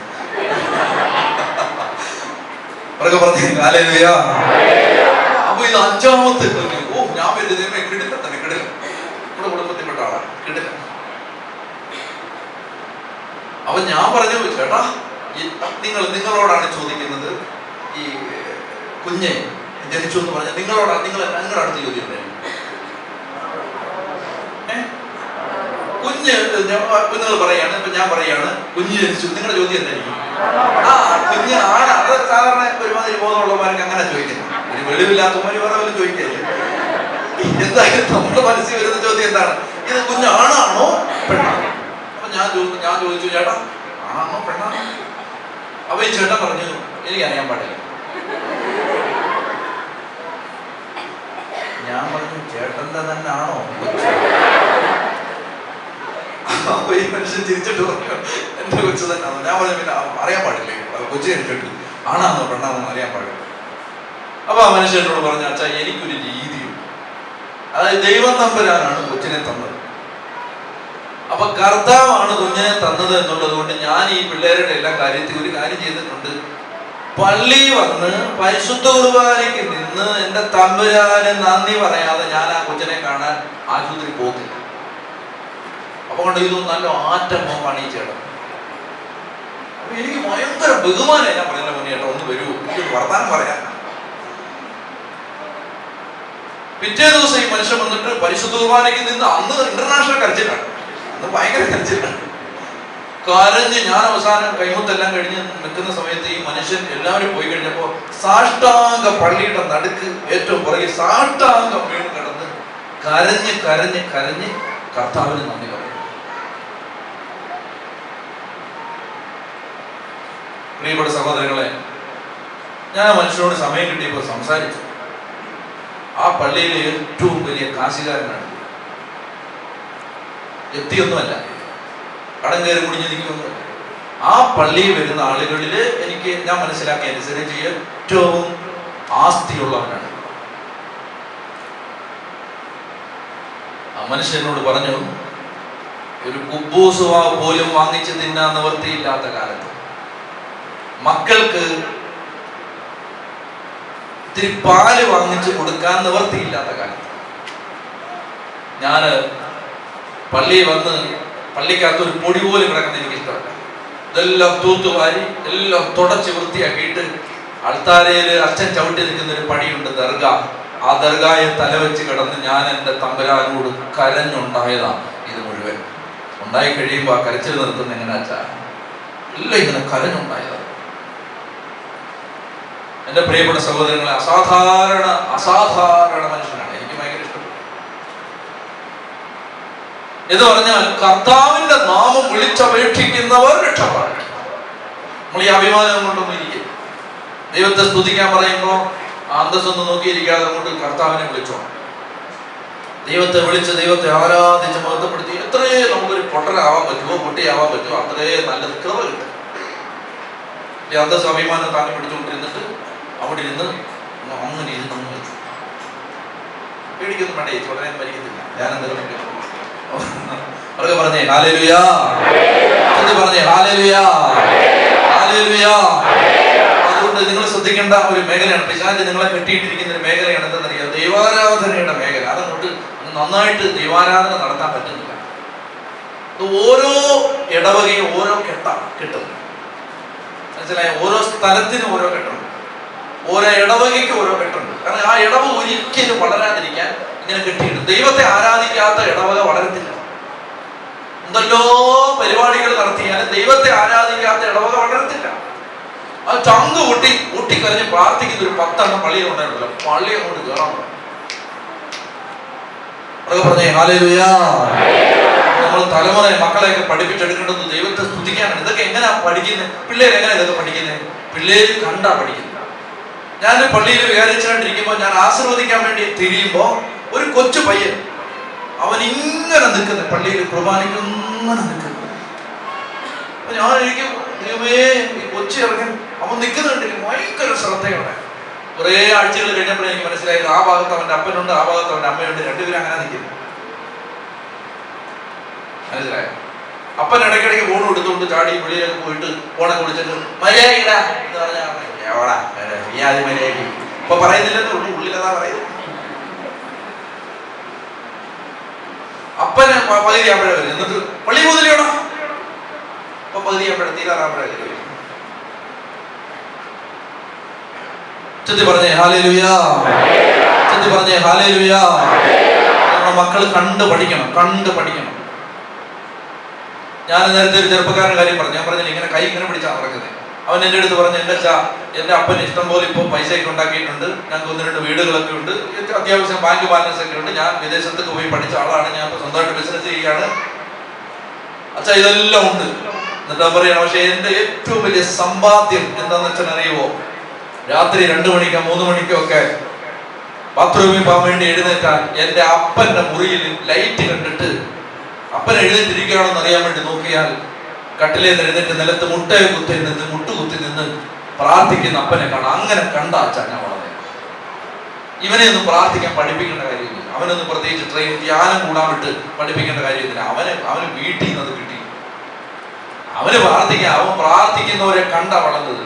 എൻ്റെ അടുത്ത് ഞാനൊരു കോളേജിൽ ധ്യാനിപ്പിക്കുന്ന സമയത്ത് ഒരു പെങ്കൊച്ചു വന്നിട്ട് പറഞ്ഞു, എൻ്റെ അച്ഛാ, എൻ്റെ ആങ്ങൾ അവൻ തല തെറിച്ചവൻ, അവനെ ഒന്ന് കാണാമോ? ഞാൻ പറഞ്ഞു, അവൻ എവിടെ? അവൻ നാളെ എന്നെ കൊണ്ടുവിടാൻ വരും അച്ഛൻ, അവനെ തന്ത്രപൂർവ്വം പിടിച്ചാൽ മതി. അവൻ നോക്കട്ടെ, പിടിക്കാൻ പറ്റുന്നത് നിന്റെ വലിയ ആങ്ങളാണ്. എന്നെ തന്നെ ഇവിടെ ശരിയാക്കാൻ പറ്റുന്നില്ല. പിറ്റേ ദിവസം രാവിലെ കൊണ്ടുവിടാൻ വന്ന വഴിക്ക് ഞാൻ പറഞ്ഞു, കൊച്ചേ നീ വന്നേടാ. അവനിങ്ങി വന്നു, കൊള്ളാം, നല്ല ആരോഗ്യം എടുക്കണം, 6 pack. അപ്പൊ ഞാൻ പറഞ്ഞു, എടാ കൊച്ചേ നീ വന്നു പറയട്ടെ. അപ്പൊ നല്ലൊരു കൗൺസിലർ ഉണ്ടായിരുന്നു. ഞാൻ പറഞ്ഞു, നീ ആ ചേട്ടനൊന്ന് സംസാരിക്കടാ. നല്ല ചേട്ടനാ, വർത്താനം പറഞ്ഞിട്ടില്ല. വർത്താനം പറഞ്ഞ് 2-2.5 മണിക്കൂർ കഴിഞ്ഞപ്പോ കരഞ്ഞു കൂവി വന്നു ഇറങ്ങി. വന്ന ഉടനെ പോക്കറ്റിൽ നിന്ന് പേഴ്സിൽ നിന്ന് എടുത്തു തന്ന് സ്വർണ്ണ കളറിലുള്ള ഒരു പേപ്പർ എടുത്തു തന്നിട്ട് പറഞ്ഞു, ഞാൻ ചോദിച്ചടാ ഇത് തോന്നുന്നോ? അവൻ പറഞ്ഞു, ഇത് കഞ്ചാവ് വലിക്കുമ്പോ കഞ്ചാവ് പുതിയ സാധനം. നമ്മൾ ആദ്യമായിട്ട് കാണുക, കഞ്ചാവ് തന്നെ ഈ ഇടയ്ക്ക് കണ്ട പേപ്പർ. അപ്പൊ ഇതെന്താ ചോദിക്കുമ്പോ അവൻ പറഞ്ഞു, ഞാൻ അച്ഛൻ്റെ അടുത്ത് വരാൻ പറഞ്ഞു. ഞാൻ താമസിക്കുന്ന സ്ഥലത്തവൻ വന്നിട്ട് അവൻ പറഞ്ഞു, ഇന്റർനെറ്റ് ഉണ്ടോ? ഉണ്ട്. എന്നിട്ട് ഗൂഗിൾ എടുത്ത് കാണിച്ചു തന്നു, ഒരു മെഷീൻ കാണിച്ചു തന്നു. ആ മെഷീനകത്ത് കഞ്ചാവ് ഈ പേപ്പറിനകത്ത് പൊതിഞ്ഞ് കുത്തി നിറച്ച് വെച്ചിട്ട് ഒരു മുറിക്കകത്ത് 4 കസേരയിട്ട് 4 പേര് ചേർന്ന് വലിക്കും. ടെക്നോളജി. അവൻ പറയാണ് 3 ദിവസത്തേക്ക് അത് മതി. എന്നിട്ട് അവൻ പറഞ്ഞ വെച്ചാൽ ഇങ്ങനെ കാണുമ്പോൾ നല്ല തടിയാണ്, പക്ഷെ ആകെ മുഴുവൻ വെന്തിരിക്കാം. ആ കൗൺസിലിങ്ങിന് പരിശുദ്ധാത്മാവ് അവനെ പിടിച്ചു. അതുകൊണ്ടല്ലേ വന്നു പ്രാർത്ഥിച്ചു, അവന് മാറ്റം വേണം, മാനസാന്തരം വേണം, കുമ്പസാരിപ്പിച്ചു, അവന് വേണ്ട ഉപദേശങ്ങളെല്ലാം കൊടുത്തു. തിരിച്ചു വിടുമ്പോ ആ ചെറുക്കൻ പറഞ്ഞ, അച്ഛാ എനിക്ക് നന്നാവണം, എനിക്ക് നേരെയാവണം, എനിക്ക് ദൈവത്തെ സ്നേഹിക്കണം, എനിക്ക് തെറ്റ് ചെയ്യാൻ പാടില്ല, എല്ലാം പറഞ്ഞിട്ട് അവൻ പറഞ്ഞു, എനിക്കറിയാം അച്ഛാ, ഇന്ന് ഞാൻ ഇങ്ങനെ പറയുന്ന ഒരു അവസ്ഥ വന്നെങ്കിൽ അതിന്റെ കാരണം അവൻ പറയുകയാണ്. അവൻ ബാംഗ്ലൂരിൽ നിന്ന് മൈസൂരിലേക്ക് അവൻ ബൈക്ക് ഓടിച്ചു പോയി. ഒരാവശ്യത്തിന് കൂട്ടുകാരനോട് ബൈക്ക് ഓടിച്ചു പോവാണ്. പോകുമ്പോൾ നാഷണൽ ഹൈവേ വെച്ച് വണ്ടി ഒരു ട്രക്ക് തട്ടിയിട്ടിട്ട് ചോര വാർന്നൊഴുകി റോഡ് സൈഡിൽ കിടന്നു മണിക്കൂറുകളോളം. അങ്ങനെ കിടന്ന സമയത്ത് അവനെ ആരോ ഒന്ന് രക്ഷപ്പെടുത്തി ആശുപത്രി കൊണ്ടുപോയി. അങ്ങനെ മരണത്തിൽ നിന്ന് രക്ഷപ്പെട്ടു. എന്നിട്ട് ശരീരത്തുള്ള പാടുകളൊക്കെ കാണിച്ചു തന്നു. എന്നിട്ട് അവൻ പറയുകയാണ്, അച്ഛാ അവിടെ നിന്ന് രക്ഷപ്പെട്ടു, വീണ്ടും എന്റെ ലഹരി വസ്തുക്കൾ അടിമത്തം തുടർന്നു. ഇപ്പതേ ഈ കൗൺസിലിങ്ങിലൂടെ കർത്താവ് എനിക്ക് ബോധ്യം തന്നു, ഈശോ എന്നെ സ്നേഹിക്കുന്നുണ്ടെന്ന് എനിക്ക് മനസ്സിലായി. അച്ഛാ എനിക്ക് തെറ്റ് തിരുത്തണം, ഞാൻ ഇപ്പൊ കുമ്പസാരിച്ചു, ഇപ്പൊ ഞാൻ നല്ല തീരുമാനത്തോടെ നിൽക്കുകയാണ്. ഈ അവസ്ഥയിൽ ഞാൻ എത്തിപ്പെട്ടതിന്റെ കാരണം എനിക്കറിയാം. ഞാൻ ചോദിച്ചു, എന്നോட കാരണം? അവൻ പറഞ്ഞു, വെച്ചാ വെളുപ്പാങ്കാലത്ത് ഞാൻ എഴുന്നേറ്റ് വരുമ്പോ കാണുന്നത് ഒരു പായ വിരിച്ചിട്ട് അതുമേ മുട്ടമേൽ നിന്ന് വാവിട്ട് കരയുന്ന എന്റെ അമ്മയാണ്. എന്റെ അമ്മ കരഞ്ഞു അച്ഛാ ഞാൻ മാനസാന്തരപ്പെട്ടു എന്ന് പറഞ്ഞാൽ അവൻ ആ റോഡിൽ മരിക്കാൻ ചോര വാർന്ന് കിടന്ന സമയത്ത് ജീവൻ രക്ഷപ്പെട്ടതും അവൻ അതുപോലെ തന്നെ മയക്കുമരുന്നിന്റെ അടിമത്തത്തിൽ നിന്ന് രക്ഷപ്പെട്ടതും എല്ലാം നല്ല മിടുക്കനായിട്ട് ജീവിച്ചിരിക്കും, നല്ല മിടുക്കനായിട്ട് നല്ല ബിസിനസ് ഒക്കെ ചെയ്തിരിക്കും. പ്രിയപ്പെട്ട സഹോദരങ്ങളെ, ഞാൻ പറഞ്ഞു വരുന്നത് ദൈവത്തെ വിളിക്കണം, ദൈവത്തെ ആരാധിക്കണം. ഇത് ഞാൻ പറയണമെന്ന് വിചാരിച്ച കാര്യമല്ല, നിങ്ങളുടെ പ്രാർത്ഥനയൊക്കെ കണ്ടപ്പോൾ പറയണമെന്ന് തോന്നിയുണ്ടെന്ന് പറഞ്ഞേ ഹല്ലേലൂയ, പറഞ്ഞേ ഹല്ലേലൂയ, ഹല്ലേലൂയ. ചങ്ക് മുട്ടി കർത്താവിനെ വിളിച്ചോണം, ആ കാര്യത്തിൽ കോംപ്രമൈസ് ചെയ്യാൻ പാടില്ല. ഞാൻ പറഞ്ഞു വന്ന കാര്യം, നമ്മള് പാപം കിടക്കുന്ന സമയത്ത് നമ്മുടെ കെട്ടഴിയില്ല. ഈ 2-3 മേഖലകളിൽ ഞാൻ പെട്ടെന്ന് പറഞ്ഞു പോവാണ്, നമുക്ക് നേരം ഇല്ലാത്തതുകൊണ്ട്. പ്രത്യേകിച്ച് ഞാൻ പറഞ്ഞു, 1-ാം പ്രമാണത്തിന്റെ മേഖല നമ്മൾ നന്നായിട്ട് ശ്രദ്ധിക്കണം. ഇനി അത് പറഞ്ഞ് സമയം കളയുന്നില്ല. അടുത്ത ശ്രദ്ധിക്കേണ്ട പ്രധാനപ്പെട്ട ഒരു മേഖലയാണ്, ഈ കാലഘട്ടത്തിൽ ഏറ്റവും കൂടുതൽ തിന്മ പെരുകുന്നത് ജഡത്തിന്റെ മേഖലയിലാണ്. ഏറ്റവും കൂടുതൽ തിന്മ. പ്രിയപ്പെട്ട സഹോദരങ്ങളെ, ഒത്തിരി വേദനാജനകമായ അനുഭവങ്ങളാണ്, ഒരുപാട് വേദനാജനകമായ അനുഭവങ്ങൾ. അതായത് നമുക്ക് പലപ്പോഴും നമ്മൾ ഓരോ ധ്യാനവും കഴിഞ്ഞ് ഒറ്റയ്ക്കിരുന്ന് ആരെങ്കിലും കേട്ടാൽ ഭയങ്കര നിരാശയോടാണ് തിരിച്ചു പോകുന്നത്. കാരണം അതുപോലെ ഈ മേഖലയിൽ കുടുംബങ്ങൾ പാപത്തിലാണ്, മക്കള് പാപത്തിലാണ്. ചെറിയ പ്രായം മുതൽ എൻ്റെ ഒരു കൂട്ടുകാരൻ അച്ഛൻ മാനേജറായിരിക്കുന്ന ഒരു സ്കൂളിൽ ഒരു 6-ാം ക്ലാസ്സുകാരൻ ബ്ലൂ ഫിലിമിന്റെ CD കച്ചവടക്കാരൻ. അവന്റെ ബാഗിൽ നിന്ന് അച്ഛൻ ഒത്തിരി CD കണ്ടെടുത്തു സ്കൂളിൽ. പ്രിയപ്പെട്ട സഹോദരങ്ങളെ, നമുക്ക് ഈ മേഖലയിൽ ഒത്തിരി തെറ്റ് ചെറിയ പ്രായം മുതലേ കുഞ്ഞുങ്ങൾ. പണ്ടൊക്കെ ആൺപിള്ളേരോട് പറഞ്ഞാൽ മതിയായിരുന്നു. പെൺപിള്ളേർ, നല്ല ശതമാനം പെൺപിള്ളേർ ഇത്തരം തിന്മകൾ അടിമയാണെന്ന് ഞാൻ പറയുമ്പോൾ അത് ഞാൻ ആവേശത്തിന് പറയുന്നില്ല. എനിക്ക് I have experiential authority to tell all these things. അതുകൊണ്ട് എൻ്റെ പ്രിയപ്പെട്ട മാതാപിതാക്കളെ ശ്രദ്ധിക്കണം. ഞാൻ പറഞ്ഞു വരുന്നത്, മാതാപിതാക്കൾക്ക് ശരീരത്തിന്റെ വിശുദ്ധി നിർബന്ധമായിട്ടുണ്ടായി. ഞാൻ പത്തനംതിട്ട ജില്ലയിൽ ഒരു സ്ഥലത്ത് ഒരു വലിയ കൺവെൻഷന് പ്രസംഗിച്ചിട്ട് ഞാൻ പോകുന്ന വഴിക്ക് ഒരു കുട്ടി ഓടി വന്നിട്ട് പറഞ്ഞു, എനിക്ക് അഡ്രസ് ഒന്നും എനിക്കൊരു കത്തെഴുതാനാണ്. ഞാൻ പെട്ടെന്ന് അഡ്രസ്സ് കൊടുത്തു. 3-4 ദിവസം കഴിയുമ്പോൾ എൻ്റെ അഡ്രസ്സിലേക്ക് ഒരു കത്ത് വന്നു. കത്തിനകത്ത് അവൾ എഴുതിയിരുന്ന കാര്യം ചങ്ക് തകർന്നു പോകുന്ന കാര്യമാണ്. അവൾ പറഞ്ഞു, ഞാൻ ഈ ശരീരത്തിന്റെ പാപത്തിന്റെ അടിമത്തത്തിലാണ്, എനിക്ക് അശ്ലീലം കാണാതിരിക്കാൻ പറ്റത്തില്ല, ഞാൻ എന്റെ ജീവിതം ആ മേഖലയിൽ തകർന്നു പോയൊരു ജീവിതമാണ്. അവൾ പറഞ്ഞു, അവള് വലിയ പോസ്റ്റ് ഗ്രാജുവേഷനൊക്കെ കഴിഞ്ഞ് അവള് വിവാഹത്തിന് വേണ്ടി ഒരുങ്ങുന്ന പെൺകുട്ടിയാണ്. അവള് പറഞ്ഞു, ഞാൻ തകർന്നു കിടക്കുകയാണ്. എന്നിട്ട് അവള് പറഞ്ഞു, അച്ഛാ എനിക്ക് രക്ഷപ്പെടണം, എനിക്ക് വേണ്ടി പ്രാർത്ഥിക്കണം, ഞാൻ എപ്പോഴെങ്കിലും സമയം കിട്ടുമോ വന്നോളാം. എന്നിട്ട് അവള് പറഞ്ഞു, എന്റെ പേരോ സ്ഥലമോ പറയാതെ ഞാൻ ഇനി പറയാൻ പോകുന്ന കാര്യം അച്ഛൻ എല്ലായിടത്തും പറയണം. ഞാൻ ജീവിതത്തിൽ ആദ്യമായിട്ട് ബ്ലൂ ഫിലിം കണ്ടത് എന്റെ അപ്പന്റെ ഫോണിലാണ്. ജീവിതത്തിൽ ആദ്യമായിട്ട് ഒരു തെറ്റായ സിനിമ കണ്ടത് എന്റെ അപ്പന്റെ ഫോണിൽ നിന്നാണ്. എന്നോട് എന്റെ പ്രിയപ്പെട്ട സഹോദരങ്ങൾ, ഈ അടുത്ത ഇടയ്ക്ക് ഒരു പെൺകുട്ടി പറഞ്ഞു, ഈ അടുത്ത ഇടയ്ക്ക് പറഞ്ഞു, അച്ഛാ ഞാൻ കണ്ടു എന്ന് എന്റെ അപ്പന് അറിയാൻ പാടില്ല, അതുകൊണ്ട് ഞാനത് നോട്ട് ചെയ്യാത്ത രീതി വെച്ചു. എന്റെ അപ്പന്റെ ഫോണിൽ ഇതാണ്. എന്റെ പ്രിയപ്പെട്ട സഹോദര സഹോദരി, ഈ മേഖലയിൽ കുടുംബ മാതാപിതാക്കൾ വിശുദ്ധി പാലിച്ചേ പറ്റൂ. നിങ്ങൾ ആ മേഖലയിൽ വിശുദ്ധരല്ലെങ്കിൽ മക്കൾക്ക് വേണ്ടി നിങ്ങൾ പ്രാർത്ഥിക്കുകയിരിക്കുന്നത് നല്ലത്. കോംപ്രമൈസ് ചെയ്യരുത് ഈ മേഖല. കാരണം സാത്താൻ മക്കളെ വഴിതെറ്റിക്കും, അത് ഉറപ്പാണ്. കാരണം ഇന്ന് പഴയ കാലം പോലല്ല. കാരണം എല്ലായിടത്തും തിന്മയാണ്, എല്ലായിടത്തും തിന്മയാണ്. അതുകൊണ്ട് അതിനകത്തൊക്കെ വീണ് എത്ര പെട്ടെന്ന് മനുഷ്യരൊക്കെ, സാധാരണ മനുഷ്യരല്ലേ, പാവപ്പെട്ട പിള്ളേരല്ലേ വീണു പോകും. അതുകൊണ്ട് ഈ മേഖലയിൽ ഞാൻ നിങ്ങളോട് പറയട്ടെ എന്റെ പ്രിയപ്പെട്ട സഹോദരങ്ങൾ, ഇപ്പൊ നമ്മൾ കൗൺസിലിങ്ങിന് ഞാൻ അവൻ കേൾക്കുന്നില്ലാത്തോണ്ട് പറയാം. അവൻ ഒരു ചെറുപ്പക്കാരനെ ഇരുത്തിയിരിക്കും. എനിക്ക് അവന്റെ കൂടെ, ഞാൻ നിങ്ങളോട് പറയട്ടെ, അവന്റെ കൂടെ ഒരാഴ്ച വേറെ ആരെയും കൂട്ടിലില്ലാതെ എന്റെ പെങ്ങളെ വിടാം, എനിക്ക് ഉറപ്പാണ്. കാരണം അവൻ അതുപോലെ വിശുദ്ധനാണ്. അവൻ നോട്ടം കൊണ്ട് പോലും ഒരു പാവം ചെയ്തിരുന്നെങ്കിൽ എനിക്ക് ഉറപ്പാണ്. 27 വയസ്സുണ്ട് എന്റെ പ്രിയപ്പെട്ട സഹോദരങ്ങളെ. മാരക വിശുദ്ധിയുള്ള പിള്ളേരുണ്ട് ഈ നാട്ടിൽ, നിങ്ങൾ അറിയണം. അതുകൂടി അസാധാരണ വിശുദ്ധിയുള്ള പിള്ളേർ, ഒരാണ് വീണ കർത്താവിന്റെ നിയമത്തിൽ നിന്ന് വ്യതിചലിക്കാത്തവര്. എബ്രായ ലേഖനം 11 പൗലോസ് പറയുന്നുണ്ട്, ബാലിന്റെ മുമ്പിൽ മുട്ടുമടക്കാത്ത 7000 പേരെ ഞാൻ അവശേഷിപ്പിച്ചിട്ടുണ്ട്. ബാലിന്റെ മുമ്പിൽ മുട്ടുമടക്കാത്ത 7000 പേരെ ഞാൻ അവശേഷിപ്പിച്ചിട്ടുണ്ട്. ഞാനൊരു ഗൾഫ് രാജ്യത്ത് ചെന്നപ്പോ ഒരു മനുഷ്യൻ എന്റെ അടുത്ത് വന്നിട്ട് പറഞ്ഞു, അച്ഛാ, കേരളത്തിൽ നിന്ന് ഗൾഫിൽ വരുന്ന സകല ധ്യാന ഗുരുക്കന്മാർക്കുമുള്ള ഒരു ഗതികേട് അച്ഛനുണ്ടെന്ന്. ആലോചിച്ച എന്നോട് നീ അങ്ങനെയൊക്കെ പറയും. അവൻ പറഞ്ഞു, അച്ഛാ, അച്ഛൻ വന്നിട്ട് കൊള്ളാവുന്ന പള്ളിയിൽ നിന്ന് കൊള്ളാവുന്ന ആളുകളോട് സുവിശേഷം പറഞ്ഞിട്ട് തിരിച്ചു. സുവിശേഷം കിട്ടാൻ ഭാഗ്യമില്ലാത്ത, സുവിശേഷം കേൾക്കാൻ ഭാഗ്യം കിട്ടാത്ത 10,000 ഈ രാജ്യത്തുണ്ട്. അച്ഛന് പറ്റുമോ അവരോട് സുവിശേഷം പറഞ്ഞു? ഞാൻ പറഞ്ഞു, നീ എന്താ ഉദ്ദേശിക്കുന്നത്? അവൻ പറഞ്ഞു, ഇവിടെ ലേബർ ക്യാമ്പുകൾ ഉണ്ടെന്ന് പറഞ്ഞു. വളരെ റിമോട്ടായ മരുഭൂമിയുടെ അകത്ത് ലേബർ ക്യാമ്പുകൾ. അച്ഛാ, അവിടെ നിന്ന് ആർക്കും പള്ളി വരാനൊന്നും പറ്റത്തില്ല. അവർക്ക് നിവൃത്തിയില്ല. 5-6 മാസമായി ശമ്പളം കിട്ടിയിട്ട് അതുങ്ങളൊക്കെ ഗതികേട്. കടയിൽ നിന്ന് കിട്ടുന്ന ഒരു പ്രത്യേക സൈസ് ലോഷൻ വാങ്ങിച്ച് കുടിച്ചിട്ട് വെളിവില്ലാതെ കിടക്കാണ്. മദ്യപാനത്തിന്റെ അടിമയെ, മദ്യം വാങ്ങിക്കാൻ കാശില്ലാതെ മദ്യം വാങ്ങിക്കാൻ പറ്റാത്തതുകൊണ്ട് ഒരു ലോഷൻ വാങ്ങിച്ച് കുടിച്ച് വെളിവില്ലാതെ കിടക്കണം. ഞാനിതൊക്കെ നേരിട്ട് കണ്ട കാര്യങ്ങൾ പറയും. അവൻ പറഞ്ഞ, അച്ഛാ, അങ്ങനെ ലേബർ ക്യാമ്പുകൾ ഉണ്ട്. അച്ഛാ, അച്ഛനിങ്ങനെ നല്ല പള്ളിയിലൊക്കെ സുവിശേഷം പറഞ്ഞിട്ട് പോകാതെ അവിടെ. ഞാൻ പറഞ്ഞു, എടാ, നിനക്ക് അറേഞ്ച് ചെയ്യാമോ? എത്ര രാത്രി വേണേലും ഞാൻ പറയാം, നീ എന്നെ കൊണ്ടുപോകും. എനിക്ക് അല്ലാതെ ഇവിടെ പോകാനൊന്നും പറ്റില്ല. അങ്ങനെ 4 ചെറുപ്പക്കാർ ചേർന്ന് അവര് വണ്ടി കൊണ്ടുവന്ന് എന്നെ 4 ലേബർ ക്യാമ്പിൽ കൊണ്ടുപോയി. എന്റെ പ്രിയപ്പെട്ട സഹോദരങ്ങളെ, മൈക്കില്ല, പാട്ടുകാരില്ല, ലോക പോലും ഇടാൻ പറ്റത്തില്ല, പാന്റ് ഷർട്ട് ഇട്ട് വേണം പോവാൻ. അങ്ങനെ ചെന്നിട്ട് മരുഭൂമിയിൽ പകൽ 50 ഡിഗ്രി ചൂടാണ് അന്ന് അടിക്കുന്നത്, രാത്രിയിൽ 10-35 ഡിഗ്രി ചൂടുണ്ട്. അങ്ങനെ ചൂട് കാറ്റ് വീശുന്ന മരുഭൂമിയിൽ, തലയ്ക്ക് മേലെ കൂരയൊന്നുമില്ല, കാറ്റ് വീശുന്ന മരുഭൂമിയിൽ നല്ല ചൂടത്ത് രാത്രിയിൽ നിൽക്കും, വെട്ടമൊന്നുമില്ല. നിങ്ങൾ ഇങ്ങനെ നിൽക്കുമ്പോൾ അവിടെ നിന്നിട്ട് എന്റെ ജീവിതത്തിലെ ഏറ്റവും നല്ല സുവിശേഷ പ്രഘോഷണം ഞാൻ നടത്തി. കർത്താവ് യേശു ക്രിസ്തു മക്കളെ നിങ്ങളെ രക്ഷിക്കും, നിങ്ങൾ കർത്താവിനെ ചങ്കുകൊട്ടി വിളിക്കും, ഈശോ രക്ഷിക്കുമെന്ന് പറയുമ്പോൾ പൊട്ടിക്കരഞ്ഞുകൊണ്ടാണ് നമ്മൾ പറഞ്ഞുകൊണ്ടിരിക്കുമ്പോൾ രോഗശാന്തിയാണ്. പറഞ്ഞുകൊണ്ടിരിക്കുമ്പോൾ അത്ഭുതമാണ്.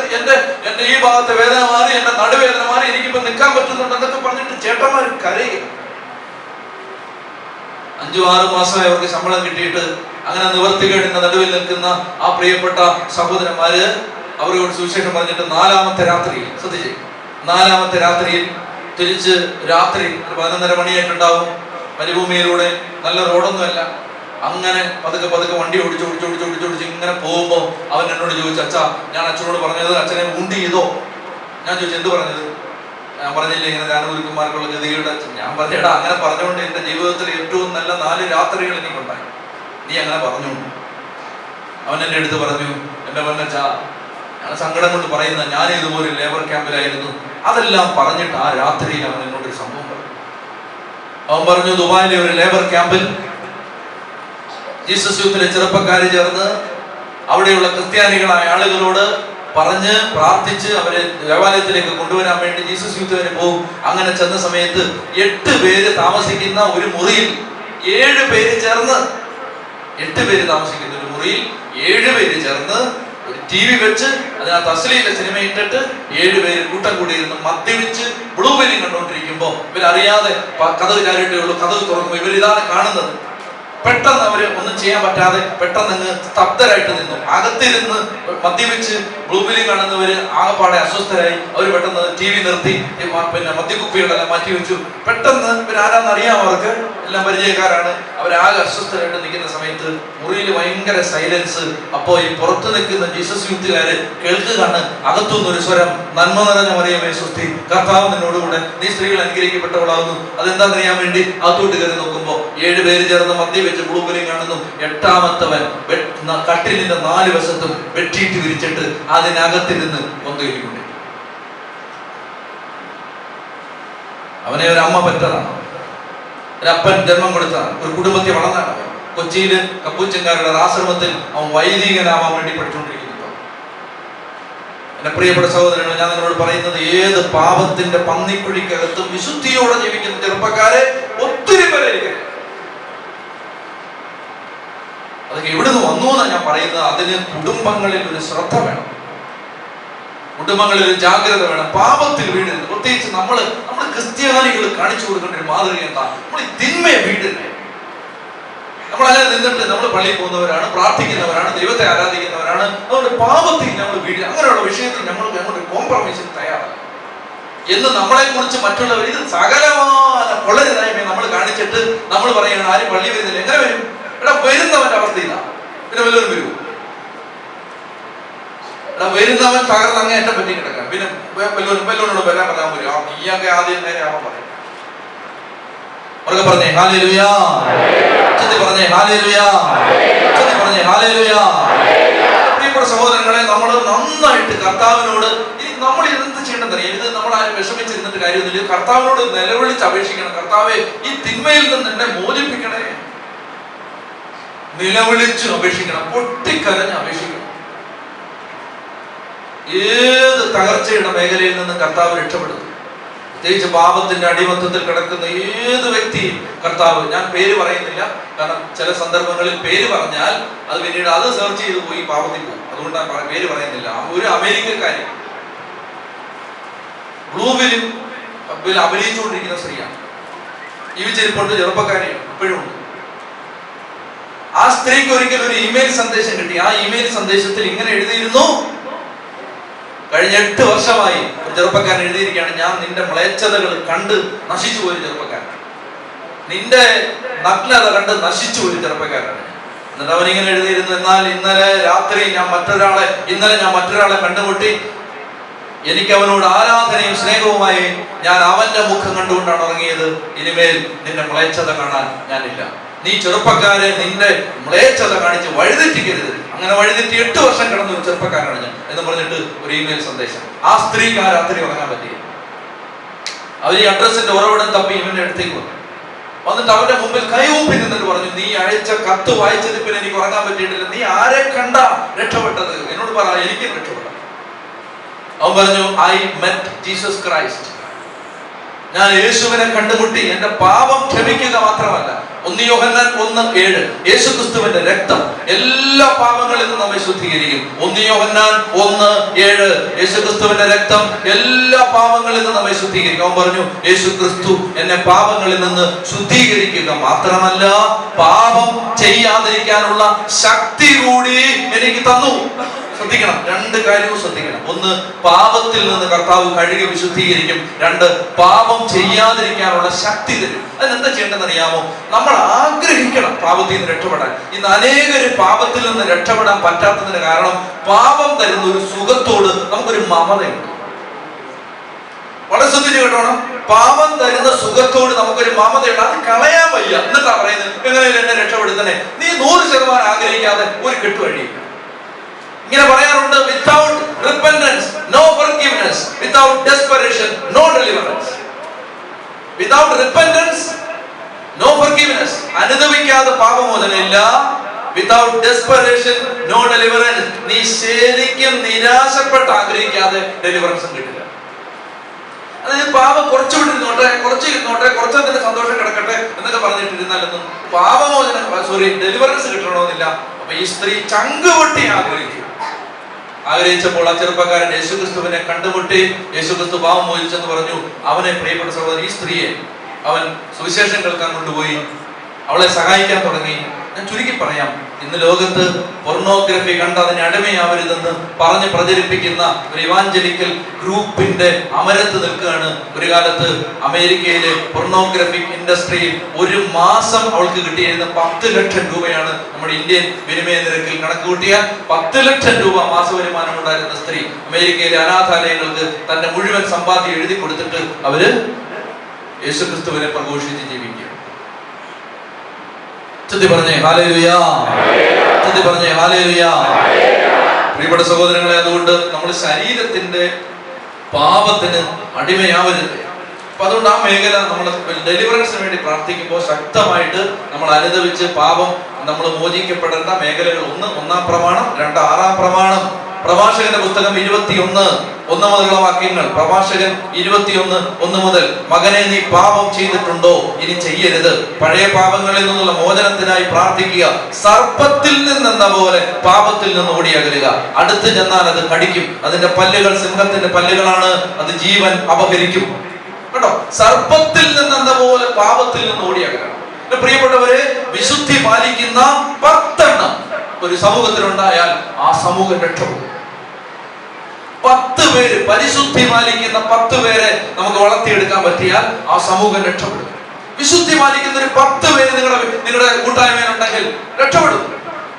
അതിനെ തകർക്കാൻ പറ്റില്ല, പിശാചിനെ തൊടാൻ പറ്റില്ല. പ്രത്യേകിച്ച് നമ്മൾ ഈ 2 മേഖലയിൽ സ്ട്രോങ് ആണെങ്കിൽ സാത്താന് നമ്മളെ തൊടാൻ പറ്റില്ല.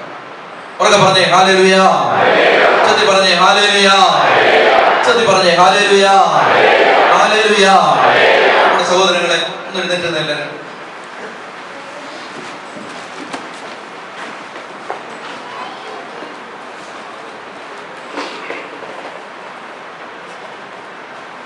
കണ്ണടച്ച് നമ്മൾ അല്പസമയം ദൈവത്തെ ആരാധിക്കാൻ പോവുകയാണ്.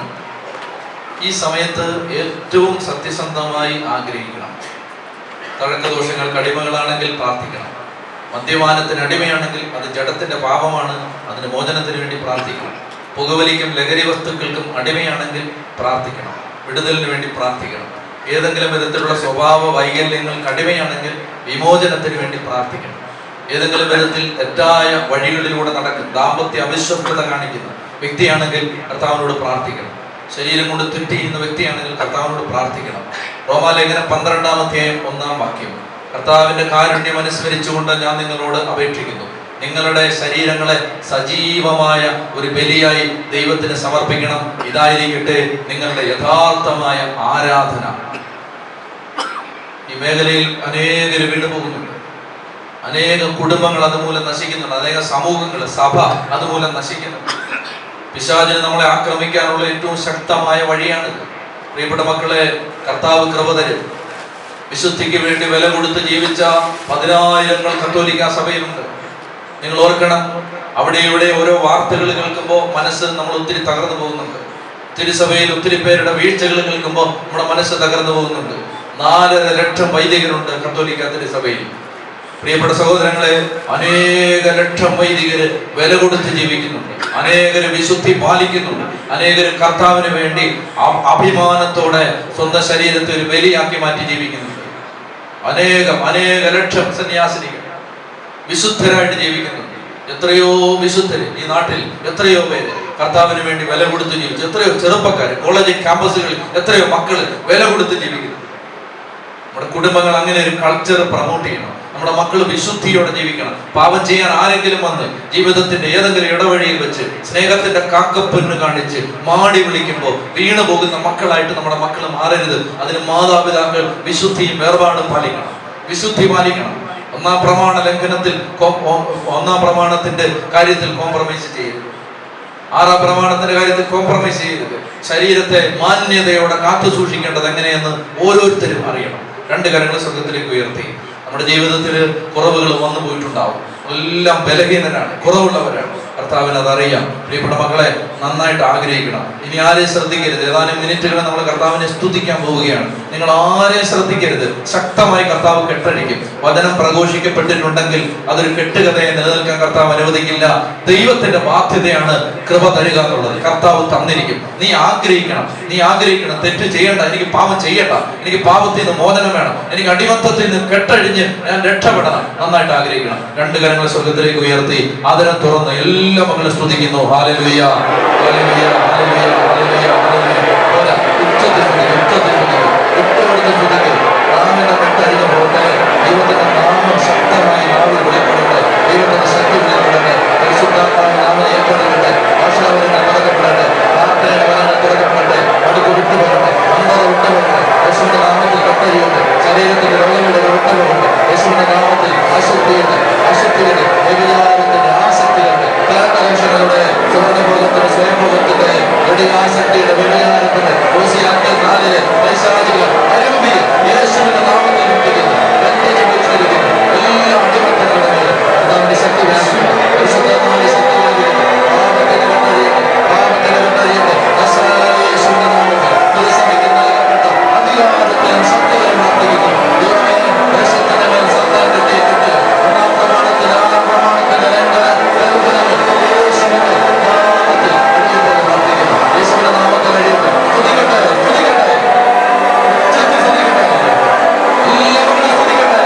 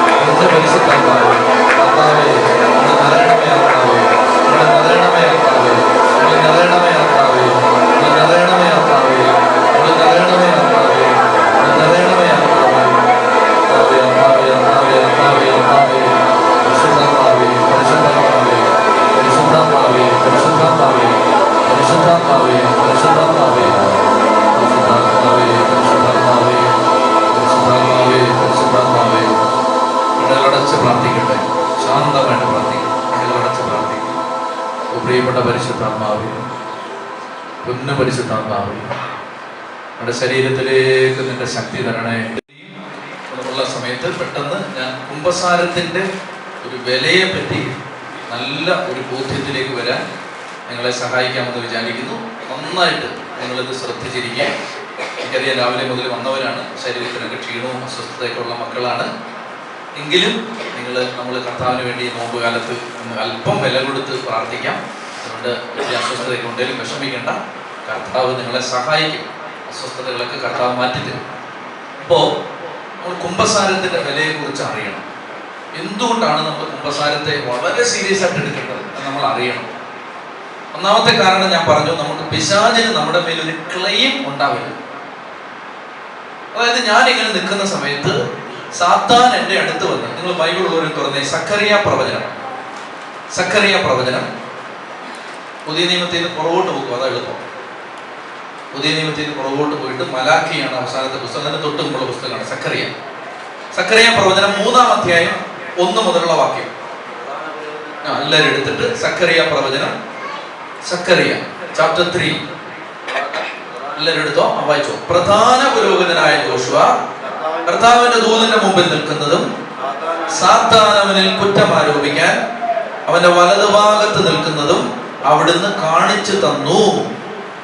ഒന്നുകൂടെ വായിച്ചേ. പ്രധാന പുരോഹിതനായ യോശുവ കർത്താവിന്റെ ദൂതന്റെ മുമ്പിൽ നിൽക്കുന്നതും സാത്താൻ അവനിൽ കുറ്റം ആരോപിക്കാൻ അവന്റെ വലതുവശത്ത് നിൽക്കുന്നതും അവിടുന്ന് കാണിച്ചു തന്നു. കർത്താവ് സാത്താനോട് പറഞ്ഞു, സാത്താനെ, കർത്താവ് നിന്നെ ശാസിക്കുന്നു. 3-ാമത്തെ വാക്യം വായിച്ചേ.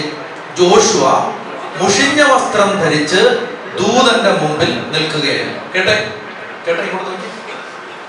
ജോഷുവ പ്രധാന പുരോഹിതനായ, മോശയുടെ ശിഷ്യനായ ജോഷുവ അല്ല, ഇത് ഹൈ പ്രീസ്റ്റ് ജോഷുവ മുഷിഞ്ഞ വസ്ത്രം ധരിച്ച്, പ്രധാന പുരോഹിതന്റെ വസ്ത്രമായിരുന്നു ഇസ്രായേലിലെ ഏറ്റവും നല്ല വസ്ത്രം. ആ ഏറ്റവും നല്ല വസ്ത്രം ധരിച്ച് നിൽക്കേണ്ട ജോഷുവ മുഷിഞ്ഞ വസ്ത്രം ധരിച്ചെന്ന് പറഞ്ഞാൽ പാപത്തിൽ വീണ് നിൽക്കുകയായിരുന്നു. ഇപ്പൊ പ്രധാന പുരോഹിതനായ ജോഷുവ പാപത്തിൽ വീണ പ്രധാന പുരോഹിതൻ നിൽക്കുമ്പോൾ ആ പ്രധാന പുരോഹിതന്റെ വലതുവശത്ത് സാത്താൻ അവനിൽ കുറ്റം ആരോപിക്കാൻ വേണ്ടി നിൽക്കുന്നത് സഖറിയായിക്ക് ദൈവം കാണിച്ചു കൊടുത്തു. എന്ന് പറഞ്ഞാൽ നമ്മുടെ കുടുംബനാഥൻ നിൽക്കുമ്പോ പിശാച് നിന്നിട്ട് നിന്നെ കുറ്റപ്പെടുത്തുന്നതൊന്നും നിന്റെ ജീവിതത്തിൽ ഉണ്ടാവാതിരിക്കാനാണ് കുമ്പസാരിക്കുന്നത്. മനസ്സിലായോ?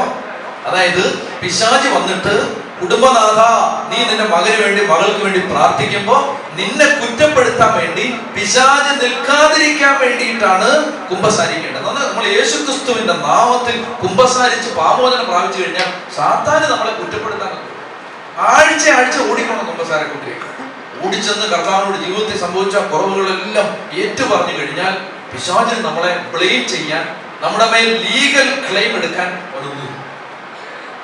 മനസ്സിലാവുന്നുണ്ടോ? ഇതാണ് നമ്മൾ കുമ്പസാരത്തിന്റെ വലിയ മഹത്വം തിരിച്ചറിയണം. സാത്താൻ വന്നിട്ട് നമ്മുടെ കുടുംബത്തെ കുറ്റപ്പെടുത്താൻ ഒന്നും ഉണ്ടാകും. ചൊല്ലി പറഞ്ഞേ ഹല്ലേലൂയ, ചൊല്ലി പറഞ്ഞേ ഹല്ലേലൂയ, ഹല്ലേലൂയ. നമ്മുടെ സഹോദരങ്ങളെ, അപ്പോ നമ്മൾ ഒന്നാമത്തെ കാര്യം മനസ്സിലാക്കേണ്ടത്, നമ്മുടെ ജീവിതത്തിൽ പാപം കിടന്നാൽ പിശാചിന് ക്ലെയിം ഉണ്ടാവും, പിശാച് കുറ്റപ്പെടുത്താനുണ്ടാവും. ഇനി നമ്മൾ സുഭാഷിതങ്ങൾ 28:13, സുഭാഷിതങ്ങൾ പ്രോവേർബ്സ് 28:13, സുഭാഷിതങ്ങൾ 28:13 വചനം പറയുന്നു, പാപം മറച്ചു വെക്കുന്നവന് ഐശ്വര്യം ഉണ്ടാവുകയില്ല, അത് ഏറ്റുപറഞ്ഞ് ഉപേക്ഷിക്കുന്നവന് കരുണ ലഭിക്കും. സുഭാഷിതങ്ങൾ 28:13, പ്രോവേർബ്സ് 28:13. തെറ്റുകൾ മറച്ചു വെക്കുന്നവന് ഐശ്വര്യം ഉണ്ടാവുകയില്ല, അത് ഏറ്റുപറഞ്ഞ് ഉപേക്ഷിക്കുന്നവന് കരുണ ലഭിക്കും. നോക്കി, തെറ്റുകൾ മറച്ചു വെക്കുന്നവൻ എന്തുണ്ടാവില്ല? ഐശ്വര്യം ഉണ്ടാവില്ല. അങ്ങനെ തകർന്ന് കിടക്കും. തെറ്റുകൾ മറച്ചു പിടിക്കുന്നവന് ഐശ്വര്യം ഉണ്ടാവുകയില്ല, അത് ഏറ്റുപറഞ്ഞ് ഉപേക്ഷിക്കുന്നവന് കരുണ കിട്ടും. പ്രിയപ്പെട്ട സഹോദരങ്ങളെ, ഒത്തിരി വിശദീകരണത്തിന് ഒരാവശ്യമില്ലത്. നമുക്ക് ഐശ്വര്യം ഉണ്ടാവില്ല. നമ്മളിങ്ങനെ ഓരോ മേഖലയിൽ ഇങ്ങനെ പെട്ട് കിടക്കുന്നതിന് പാപം പ്രധാനപ്പെട്ട ഒരു കാരണമാണ്. അതുകൊണ്ട് തെറ്റുകൾ മറച്ചു പിടിക്കരുത്. എന്ത് സംഭവിക്കുന്നതെന്നറിയാമോ? ഏത് തെറ്റും ചെയ്യാൻ ഒരു മടിയില്ല, കുമ്പസാരം കൂട്ടി പറയാൻ ഭയങ്കര മടി. കേട്ടോണേ. അതായത് ഇപ്പൊ ചോദിക്കുകയാണ്, ഞാൻ ഒത്തിരി ജഡ്ജ്മെന്റ് ലൈഫ് പോകുന്നത് എനിക്കറിയാം. അതിന് വേറെ വഴിയില്ല, ഇത് പറഞ്ഞ് മനസ്സിലാക്കാൻ വേറെ വഴിയില്ലാത്തതുകൊണ്ട് ഞാൻ കുമ്പസാരിച്ചോളാം. അതായത് ഞാൻ പറയുമ്പോൾ കുറെ ഭയങ്കര കുറ്റപ്പെടുത്തുന്ന പോലെ നിങ്ങൾക്ക് തോന്നും. പക്ഷെ എന്റെ പ്രിയപ്പെട്ട പൊന്നുമക്കളെ, ഞാൻ നീതിമാനായതുകൊണ്ട് നിങ്ങൾ പാപികളായതുകൊണ്ടും അല്ലത്. ഞാൻ നിങ്ങളെക്കോ വലിയ പാപിയാണ്. പക്ഷെ എനിക്കിത് പറഞ്ഞ് മനസ്സിലാക്കാൻ വേറെ വഴിയില്ല. അതുകൊണ്ടാണ് ഞാൻ എന്റെ ഭാഷ ഇച്ചിരി കഠിനമായി പോകുന്നത്. എന്നോട് ക്ഷമിക്കുക, ശ്രദ്ധിക്കാം. അതായത് നമ്മളിപ്പോൾ ഉദാഹരണം പറഞ്ഞാൽ ഒരു വീട്ടിൽ ചെല്ലുമ്പോൾ ഞാനൊരു നടന്ന സംഭവം ഏതാണ്ട് ഇത്തിരി രൂപം മാറ്റിയൊക്കെ പറയാം. കാര്യങ്ങൾ ആളുകൾക്ക് അവരെയാ പറയുന്നത് തോന്നരുതല്ലോ. അതുകൊണ്ട് അതായത് ഒരു വീട്ടിൽ ചെല്ലുമ്പോൾ, ഒരു വീട്ടിൽ ചെന്ന് താമസിക്കുന്ന സമയത്ത് ഞങ്ങളുടെ കൂട്ടത്തില് ഒരു ശുശ്രൂഷകന് കർത്താവ് ഒരു കാര്യം കാണിച്ചു. അതായത് രാത്രിയിൽ അടുക്കളയുടെ കുറ്റി ഇളക്കി ഒരാൾ അകത്തേക്ക് വരുന്നു. അകത്തുനിന്ന് ഒരാൾ കുറ്റി ഇളക്കി കൊടുക്കും. കേട്ടോ, നടന്ന കാര്യം ഞാൻ പറയാം. അപ്പൊ ആ വീട്ടില് ആ മകളെ കണ്ടു ഒറ്റയ്ക്ക് ചോദിച്ചു, പൊന്നു മോളെ, പരിശുദ്ധാത്മാവ് ഇങ്ങനെ ഒരു ദർശനം കാണിക്കുന്നു, എന്തായാലും ഒരു സ്ഥലത്തുനിന്ന് ഒരാള് എല്ലാ രാത്രിയിലും ഈ വീട്ടിൽ വരുന്നു, അടുക്കളയുടെ കുറ്റി ഇളക്കി. നിങ്ങൾ ആലോചിച്ച് നോക്ക്. ഞാൻ ദൈവമേ എന്നോട് ക്ഷമിക്കണേ. അതായത് ആ സമയത്ത് ആ കുട്ടിയോട് ചോദിക്കുകയാണ്, മോളെ നീ ഈ പാപം ഒന്ന് നീ തിരുത്തണം, രണ്ട് ഇത് നീ കുമ്പസാരിക്കണം. അപ്പൊ പറയണം, അയ്യോ എനിക്ക് കുമ്പസാരിക്കാൻ പേടി. എന്റെ പ്രിയപ്പെട്ട സഹോദരൻ, ഞാൻ മനസ്സിലാൻ വേണ്ടിയാണ് ഈ ഉദാഹരണം പറയുന്നത്. നടന്ന കാര്യമാണ്. കുമ്പസാരിക്കാൻ പേടിയാണ്. നിങ്ങൾ ആലോചിച്ചു, രാത്രി 2 മണിക്കോ 3 മണിക്കോ കുറ്റി ഇളക്കി കൊടുക്കാൻ ഒരു പേടിയാണ്. കുമ്പസാരം കൂട്ടി കയറ്റി പറയാൻ പേടി. ഇതാണ് നിങ്ങൾ മനസ്സിലാക്കേണ്ടത്. അതായത് ഇത് ചെയ്യാൻ, സകലമായ കന്നത്തരങ്ങൾ ചെയ്യാൻ ഒരു പേടിയില്ല. ഇത് പറഞ്ഞു കുമ്പസാരിക്കാൻ പേടിയാണ്. മനസ്സിലായല്ലോ? തെറ്റ് മറച്ചു വെക്കുന്നവന് ഐശ്വര്യം ഉണ്ടാവില്ല. അതായത് ഇനി ഞാൻ ഒരു കാര്യം കൂടെ പറയാം. എനിക്ക് ചേട്ടന്മാരോടുള്ള വലിയൊരു സ്നേഹം എന്താണെന്നറിയാം. വല്ലപ്പോഴും കുമ്പസാരിക്കാൻ വരും, പക്ഷെ ഉള്ളത് പോലെ പറയും. അതുപോലെ വേറെ ഒരു കൂട്ടം വർഗമുണ്ട്, വേറെ ഒരു കൂട്ടം വർഗം. അത് കള്ളത്തരത്തിൻ്റെ ടീമുകൾ, സകലമായ കൊള്ളരുതായ്മ.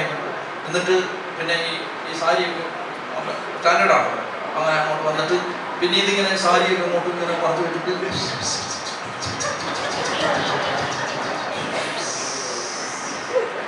ഈ എയർ അടിക്കുന്ന തീരുമ്പോൾ വിചാരിച്ച് കണക്ക് കൂട്ടിക്കോണം, കുമ്പസാരം തീർന്നിരിക്കുകയാണ്. ഒരു വകയും പറയുന്നില്ല. എന്തെങ്കിലുമൊക്കെ ഒപ്പിച്ചറ്റവും കുറിയൊക്കെ പറഞ്ഞിട്ട് പോകും. എന്റെ പൊന്നു സഹോദരിമാരെ, അതുപോലെ കിടക്കുക പാവം. മനസ്സിലായോ? എനിക്ക് നിങ്ങളോട് വിരോധമൊന്നുമില്ല. ഈ വലുതിന് കൊള്ളാവുന്നത് തിന്നണമെങ്കിൽ നിങ്ങൾ വെച്ച് തരുകയും വേണം. എനിക്ക് നിങ്ങളോട് വിരോധമൊന്നുമില്ല. ഞാനിത് പറഞ്ഞതിന്റെ പേര് നാളെ ഇവരെല്ലാം എന്നെ തൊള്ളയെടുത്ത് നടന്നുകൊണ്ട് നടക്കാനും പോകും. ഞാൻ പറഞ്ഞത് ഈ കള്ളത്തരം അവസാനിക്കും. കർത്താവിന്റെ മുമ്പിൽ ആരുടെ മുമ്പിൽ ഇത് മറച്ചു വെക്കാൻ വിചാരിക്കുന്നത്? എന്റെ പൊന്നു സഹോദരങ്ങളെ, ഒന്നും നല്ല കൊള്ളാവുന്ന ഒരു കൗൺസിലർ എടുത്തു പോയാൽ സകലമായ കാര്യങ്ങളും തിരിച്ചു പറഞ്ഞു. എന്റെ മോളെ, ഇത് പറഞ്ഞു കിടക്കുകയാണെങ്കിൽ ഈ സാധനം കുമ്പസാരത്തിൽ പറഞ്ഞിട്ടില്ലല്ലോ. അവരൊക്കെ പറഞ്ഞേ ഹല്ലേലൂയ, പറഞ്ഞേ ഹല്ലേലൂയ. തെറ്റുകൾ മറച്ചു വെക്കുന്നവന് ഐശ്വര്യം ഉണ്ടാവുകയില്ല. അത് ഏറ്റുപറഞ്ഞ് ഉപേക്ഷിക്കുന്നവന് കരുണ കിട്ടും. അതുകൊണ്ട് ഞാൻ പറയുന്നത്, നമ്മൾ പാവപ്പെട്ട മനുഷ്യരാണ്, പാപികളാണ്. നമുക്ക് ദൈവം നമുക്ക് വേണ്ടി നമ്മുടെ പാവം കർത്താവ് കുരിശിൽ മരിച്ചു. ആ പൊന്നു കർത്താവ് കുരിശിൽ മരിച്ച് നമുക്ക് പാപമോചനത്തിനൊരു സാധ്യത ഉണ്ടാക്കിയിട്ട് നമ്മൾ ചെയ്യേണ്ടത് അത് സത്യസന്ധമായിട്ട് ചെന്ന് സ്വീകരിക്കണം. അവിടെ കള്ളത്തരത്തിന് പോയി, അവിടെ ഇനിയും അറ്റവും കൂടി പകുതിയും പറഞ്ഞ് ഞാൻ വിശദീകരിക്കുന്നില്ല. പാപം മറച്ചു വെക്കുന്നവന് ഐശ്വര്യം ഉണ്ടാവില്ല. ഇനി സങ്കീർത്തനം 32 എടുത്തേ. Psalms 32. അതിക്രമങ്ങൾക്ക് മാപ്പും പാപങ്ങൾക്ക് മോചനവും ലഭിച്ചവൻ ഭാഗ്യവാൻ. എന്നോട് വായിച്ചേ. അതിക്രമങ്ങൾക്ക് മാപ്പും പാപങ്ങൾക്ക് മോചനവും ലഭിച്ചവൻ ഭാഗ്യവാൻ. കർത്താവ് കുറ്റം ചുമത്താത്തവനും ഹൃദയത്തിൽ വഞ്ചനയില്ലാത്തവനും ഭാഗ്യവാൻ. ഞാൻ പാപങ്ങൾ ഏറ്റു പറയാതിരുന്നപ്പോൾ, കേട്ടെ, ഞാൻ പാപങ്ങൾ ഏറ്റു പറയാതിരുന്നപ്പോൾ ദിവസം മുഴുവൻ കരഞ്ഞ് എന്റെ ശരീരം ക്ഷയിച്ചു പോയി. രാവും പകലും അങ്ങയുടെ കരം എന്റെ മേൽ പതിച്ചിരുന്നു. വേനൽക്കാലത്ത് ചൂട് കൊണ്ടെന്ന പോലെ എന്റെ ശക്തി വരണ്ടുപോയി. എന്റെ പാപം അവിടുത്തോട് ഞാൻ ഏറ്റു പറഞ്ഞു. എന്റെ അകത്തെ ഞാൻ മറച്ചു വെച്ചില്ല. എന്റെ അതിക്രമങ്ങൾ കർത്താവിനോട് ഞാൻ ഏറ്റു പറയുമെന്ന് ഞാൻ പറഞ്ഞു. അപ്പോൾ എന്റെ പാപം അവിടുന്ന് ക്ഷമിച്ചു. ഇങ്ങോട്ട് കേട്ടെ, മംഗലാപുരക്കാരനായ ഒരു പ്രകാശ്, പേര് പറഞ്ഞോളാം, എന്നോട് പറഞ്ഞിട്ടുണ്ട്, അതുകൊണ്ടാണ് മംഗലാപുരക്കാരനായ പ്രകാശ് എന്റെ അടുത്ത് വന്നിട്ട് എന്നോട് നേരിട്ട് പറഞ്ഞ കാര്യമാണ്, ആ മനുഷ്യന്റെ ശരീരത്തിൽ ഒരു ഭാഗത്ത് ക്യാൻസർ പിടിപെട്ടു. ക്യാൻസറിന്റെ 4ാമത്തെ സ്റ്റേജായി, രക്ഷപ്പെടത്തില്ലെന്ന് മനസ്സിലായി. അങ്ങനെ ആശുപത്രി ഇനി രക്ഷപ്പെടാൻ സാധ്യതയില്ല, മിനിമം ചികിത്സകളൊക്കെ ചെയ്ത് പോയാൽ മതി എന്ന് പറഞ്ഞ് തിരിച്ചുവിട്ട് കഴിഞ്ഞപ്പോ ഒരു ദിവസം രാത്രി മുഴുവൻ ഇരുന്ന് തന്റെ ജീവിതത്തിൽ സംഭവിച്ച തെറ്റുകളോർത്ത് ഈ മനുഷ്യൻ കരഞ്ഞു. എന്നിട്ട് അയാൾ പറഞ്ഞു, A4 സൈസിലുള്ള 4 പേപ്പർ എടുത്ത് അകവും പുറവും അയാളുടെ ജീവിതത്തിൽ അന്നോളം സംഭവിച്ച പാപങ്ങൾ മുഴുവൻ ആ മനുഷ്യൻ എഴുതി. അങ്ങനെ എഴുതി, സകല പാപങ്ങൾ എഴുതി. അദ്ദേഹം മാംഗ്ലൂരിലെ അദ്ദേഹത്തിന്റെ ഇടവപ്പള്ളി ചെന്ന് വികാരിയച്ഛൻ്റെ അടുത്ത് ചെന്ന് അത്രയും കാലമായിട്ട് പള്ളി വരാതിരുന്ന ഈ മനുഷ്യൻ രോഗത്തിന്റെ കെട്ട് അദ്ദേഹത്തിന്റെ മേൽ വന്നു കഴിഞ്ഞപ്പോ പാപങ്ങൾ മുഴുവൻ ഏറ്റു പറഞ്ഞ് പൊട്ടിക്കരഞ്ഞ് അദ്ദേഹത്തിന്റെ തിന്മകളെല്ലാം ഏറ്റു പറഞ്ഞ് കുമ്പസാരിച്ചു. പ്രിയപ്പെട്ട സഹോദരങ്ങളെ, അദ്ദേഹം ദോഹയിൽ കഴിഞ്ഞ 6 വർഷമായി ജോലി ചെയ്യുന്നു.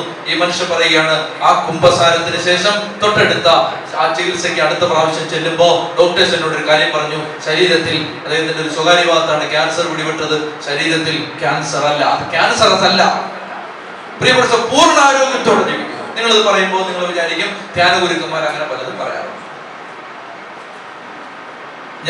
എനിക്ക് നിങ്ങൾ കേൾക്കുമ്പോൾ അവിശ്വസനീയമെന്ന് തോന്നാവുന്ന ഞാൻ വേറെ തേർഡ് പാർട്ടി നരേഷൻ ഒന്നുമല്ല, എനിക്ക് നേരിട്ട് ഞാൻ കണ്ട് ബോധ്യപ്പെട്ടൊരു കാര്യം. ഞാൻ ഒരു ഗൾഫ് രാജ്യത്ത് ശുശ്രൂഷയ്ക്ക് വേണ്ടി ചെന്നു. കുറച്ച് ദിവസങ്ങൾ അവിടെയുണ്ട്. എൻ്റെ ഫോൺ നമ്പരും വികാരിയച്ഛൻ അവിടെ നോട്ടീസ് ബോർഡിൽ ഇട്ടു.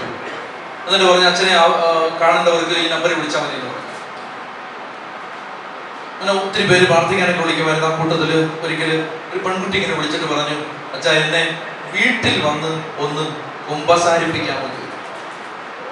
ഞാൻ പറഞ്ഞു, മോളെ പള്ളിയിൽ തന്നെ നമുക്ക് നേരെ നീ വാ, വീട്ടിലൊക്കെ എങ്ങനെ വന്ന് കുമ്പസാരി. അവള് എന്നോട് പറഞ്ഞു, അച്ഛാ ഞാൻ ചോദിക്കുമ്പോ എന്തെങ്കിലും ഒരു കാരണം ഉണ്ടാവുമല്ലോ, ഞാൻ തളർന്നു കിടക്കാൻ.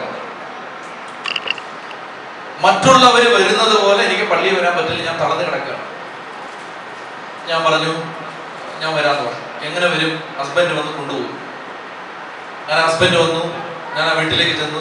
26 വയസ്സുള്ള ഒരു ചെറുപ്പക്കാരി പെങ്കൊച്ച്, പൂർണ്ണമായിട്ട് തളർന്ന്, നട്ടല് പൊടിയുന്ന രോഗമാണ്, പൂർണ്ണമായിട്ട് തളർന്നു കിടക്കും.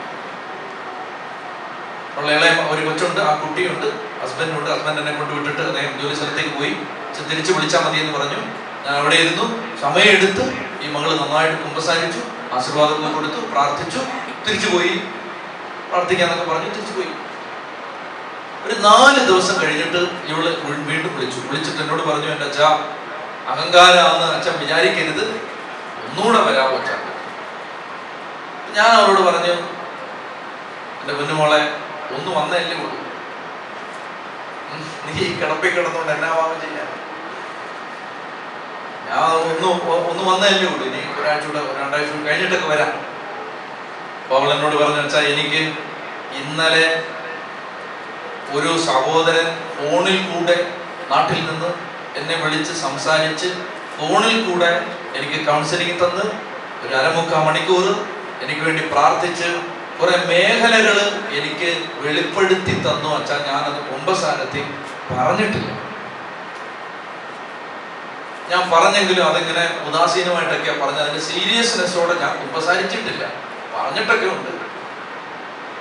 അപ്പൊ എനിക്ക് അത് പറയണം അച്ഛൻ, എനിക്കൊരു സ്വസ്ഥതയില്ല, എനിക്കത് പറയണം, അച്ഛനൊന്ന് വന്നേ പറ്റും. ഞാൻ പറഞ്ഞു, മോളെ ഞാൻ വരാൻ നോക്കട്ടെ. വന്ന് വൈകുന്നേരം ആയപ്പോൾ എനിക്ക് ഒരു കുറ്റബോധം വന്നു. ആ കൊച്ചു വിളിച്ചിട്ട് പോയില്ലല്ലോ. അപ്പൊ ഞാൻ ഇത്തിരി സമയം ഉണ്ടാക്കി. ഞാൻ അതിനെ വിളിച്ചിട്ട് പറഞ്ഞു, എന്നെ ഒന്ന് ആരാ വന്ന് കൊണ്ടുപോന്നേ? അപ്പൊ അവൾ എൻ്റെ അടുത്ത് ഇങ്ങനെ പറഞ്ഞു, അച്ഛാ എൻ്റെ ഹസ്ബൻഡ് വിളിച്ചപ്പോൾ ഹസ്ബൻഡിന് വരാൻ പറ്റില്ല, ഹസ്ബൻഡിന്റെ 2 ഫ്രണ്ട്സ് വരാമെന്ന് പറഞ്ഞു. പ്രിയപ്പെട്ടവര്, അങ്ങനെ ഈ 2 കൂട്ടുകാർ വന്നിട്ട് എന്നെ കൊണ്ടുപോയി. എന്ത് ചെയ്യുന്നറിയാമോ?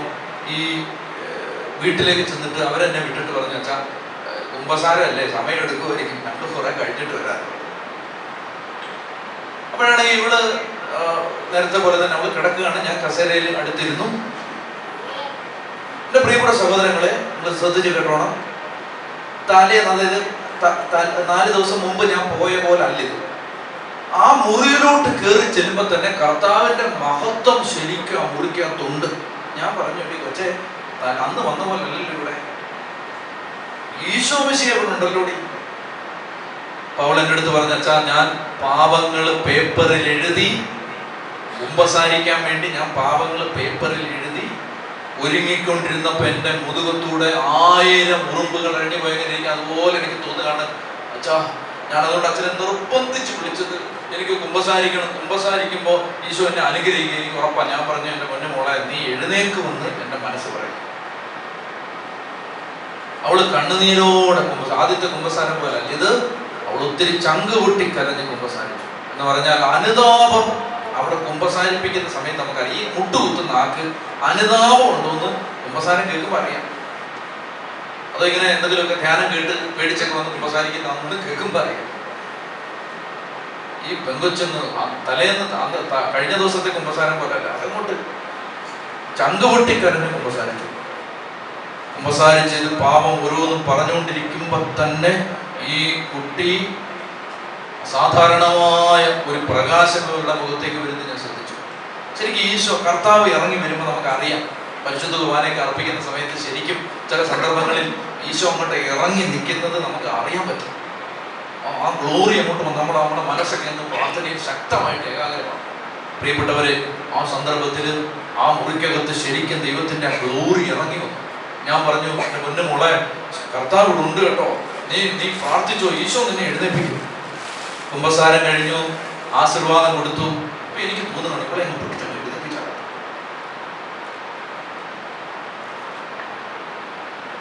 അപ്പൊ ആ വീട്ടില് ഞാനും അവളും പിന്നെ അടുക്കളയിൽ ഒരു കൊച്ചു പെൺകുട്ടിയുണ്ട്, ഞങ്ങളെ ഉള്ളൂ. അപ്പൊ ഞാൻ പെട്ടെന്ന് എന്റെ മാനുഷിക ബുദ്ധി പ്രവർത്തിച്ചു. ഞാനിങ്ങനെ ചിന്തിച്ചു, ഞാൻ ഈ കിടക്കുന്ന പെൺകൊച്ചിനെ പിടിച്ചെഴുന്നേക്കും, എന്തായാലും ഞാൻ സപ്പോർട്ട് ചെയ്ത് ഇവർക്ക് എഴുന്നേക്കാൻ പറ്റും. അപ്പൊ എന്തെങ്കിലും ഒരു ആപത്ത് വന്നാൽ പിന്നെ ഇവളെ പൊക്കിക്കൊണ്ട് എനിക്കാണ് പോകാനും ഒന്നും പറ്റത്തില്ല. അപ്പൊ എന്റെ ഹ്യൂമൻ ഇന്റലിജൻസ് പ്രവർത്തിക്കുക. നിങ്ങൾ ഓർക്കണം, കർത്താവിന്റെ പരിശുദ്ധാത്മ പറയാണ് ഇതിനെ എഴുന്നേൽപ്പിക്കുക. അപ്പൊ ഞാൻ പറഞ്ഞു, എന്റെ പൊന്നു മോളെ, എനിക്ക് നിന്നെ ഇപ്പൊ കൊണ്ട് എഴുന്നേൽപ്പിക്കണമെന്നുണ്ട്. പക്ഷെ ഇപ്പൊ അതിന് പറ്റിയൊരു എൻവയോൺമെന്റ് അല്ലാത്തതുകൊണ്ട് നിന്റെ ഭർത്താവ് വൈകിട്ട് വരുമ്പോ അവൻ വന്ന് കയറിയാൽ ഉടനെ നീ പറയണ, അച്ഛൻ പറഞ്ഞു നീ എഴുന്നേറ്റ് നോക്കാൻ പറഞ്ഞു, നീ ഒന്ന് എഴുന്നേൽക്കും. അവള് പറഞ്ഞു, അച്ഛൻ പറഞ്ഞില്ലേലും ഞാൻ എഴുന്നേൽക്കാൻ. ഞാൻ പ്രാർത്ഥിച്ചു, നീ കുറച്ചു നേരം കിടന്ന് പ്രാർത്ഥിക്കുകയും ഞാൻ തിരിച്ചുപോയി. വൈകിട്ട് ഭർത്താവ് വന്നപ്പോൾ അവള് പറഞ്ഞു, അച്ഛൻ പറഞ്ഞു എഴുന്നേറ്റ് നോക്കണമെന്ന്. എനിക്ക് ശരീരത്തിൻ്റെ ബലം പോലെ ഇരുന്നു. അവൻ പറഞ്ഞു, മര്യാദ കൊടുക്കണം. അച്ഛൻ അറിയാൻ പാടില്ലെന്ന് പറഞ്ഞു നിന്റെ രോഗത്തിന്റെ സീരിയസ്നെസ്. അച്ഛനെ പറഞ്ഞിട്ടങ്ങ് പോവാം. ഞാനാണ് ഇതിന് നിന്നെ പൊക്കിക്കൊണ്ട് നടക്കുന്നത്. നീ അവിടെ അടങ്ങി കിടക്കുന്നത്, ഡോക്ടർ പറഞ്ഞ പോലെയൊക്കെ കിടക്ക അവിടെ അടങ്ങി. കർത്താവ് നിന്നെ സുഖപ്പെടുത്തുമായിരിക്കും, എന്നാലും ഇപ്പോഴല്ല അവിടെ കിടക്കാൻ. ഇവിടെ കിടന്ന് കരഞ്ഞപ്പോൾ അവൻ പറഞ്ഞു, മുണ്ടാണെന്ന്.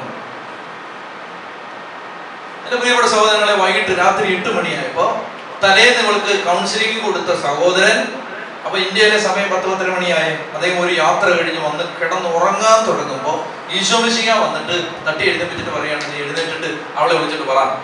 അവൾ എഴുന്നേക്കാത്ത എന്താ ചോദിക്കാം. ഈ കുമ്പസാരം നടന്നു ആ ചേട്ടൻ അറിയാൻ പാടില്ലേ. അദ്ദേഹം വിളിച്ചിട്ട് അവളോട് ചോദിക്കുകയാണ്, നീ എന്നാ ചെയ്തേ? അവള് പറഞ്ഞ കുമ്പസാരിച്ചു. അപ്പൊ അദ്ദേഹം പറയാണ്, ഈശോ ചോദിക്കുന്നു, നീ എന്താണ് എഴുന്നേൽക്കാത്തത്? അവള് പറഞ്ഞു, ഭർത്താവ് സമ്മതിക്കുന്നില്ല. ഭർത്താവിന് ഫോൺ കൊടുക്കാൻ പറഞ്ഞു. ഭർത്താവിനോട് അയാൾ പറഞ്ഞു, ആ ബ്രദർ പറഞ്ഞു, എൻ്റെ പൊന്നു സഹോദര, നിന്റെ ഭാര്യയെ കർത്താവ് എഴുന്നേൽപ്പിക്കാൻ തീരുമാനിച്ചു, നീ തടസ്സം നിൽക്കല്ലേ, നീ അങ്ങോട്ട് കൈ പിടിച്ച് അങ്ങോട്ട് എഴുന്നേൽപ്പിക്കാൻ പറഞ്ഞു. എൻ്റെ പ്രിയപ്പെട്ടവരെ, അവൻ കൈ പിടിച്ചു, അവളങ്ങ് എഴുന്നേറ്റു. എഴുന്നേറ്റ് കഴിഞ്ഞപ്പോൾ ഈ മനുഷ്യൻ ഫോൺ ഹോൾഡ് ചെയ്തിരിക്കുകയാണ്. അദ്ദേഹം പറഞ്ഞു, അവളോട് പറഞ്ഞു, നിന്റെ സംശയം മാറാൻ വേണ്ടി ഞാൻ ഒരു കാര്യം പറയാം, നീ കെട്ടിയവനെ എടുക്കാൻ പറഞ്ഞു. ഭർത്താവിനെ ഇവളങ്ങോട്ട് വട്ടം ചുറ്റി എടുത്തു.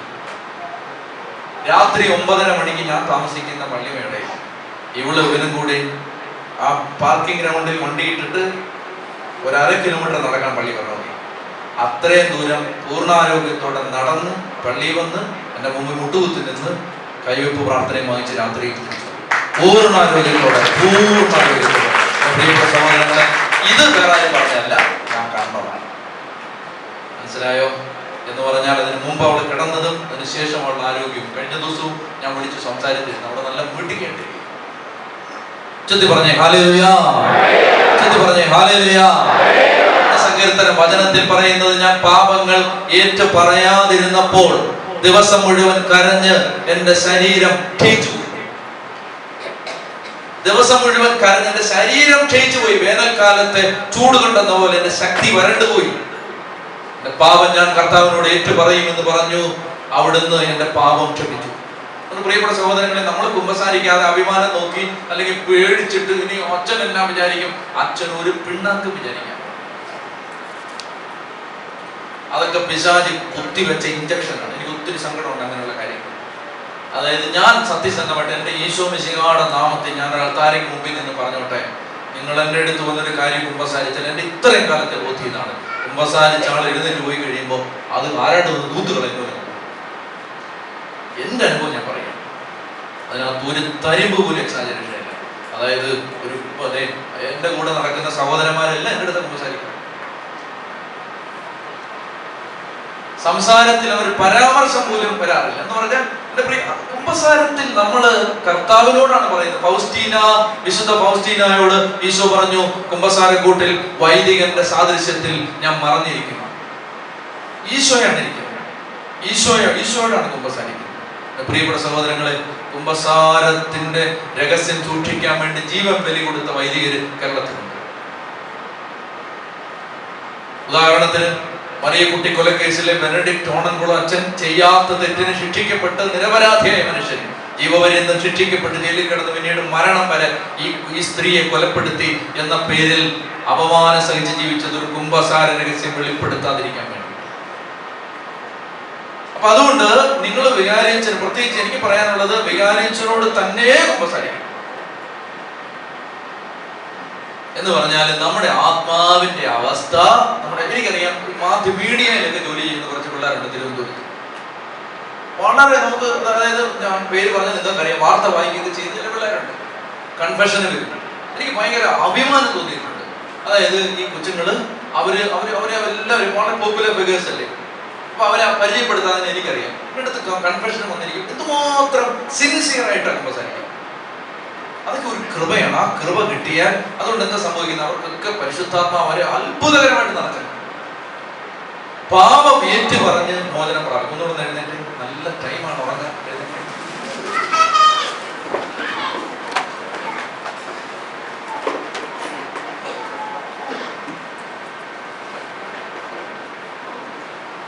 കരങ്ങൾ അടിച്ചൊന്ന് പാടി കർത്താവിനെ ആരാധിക്കാം.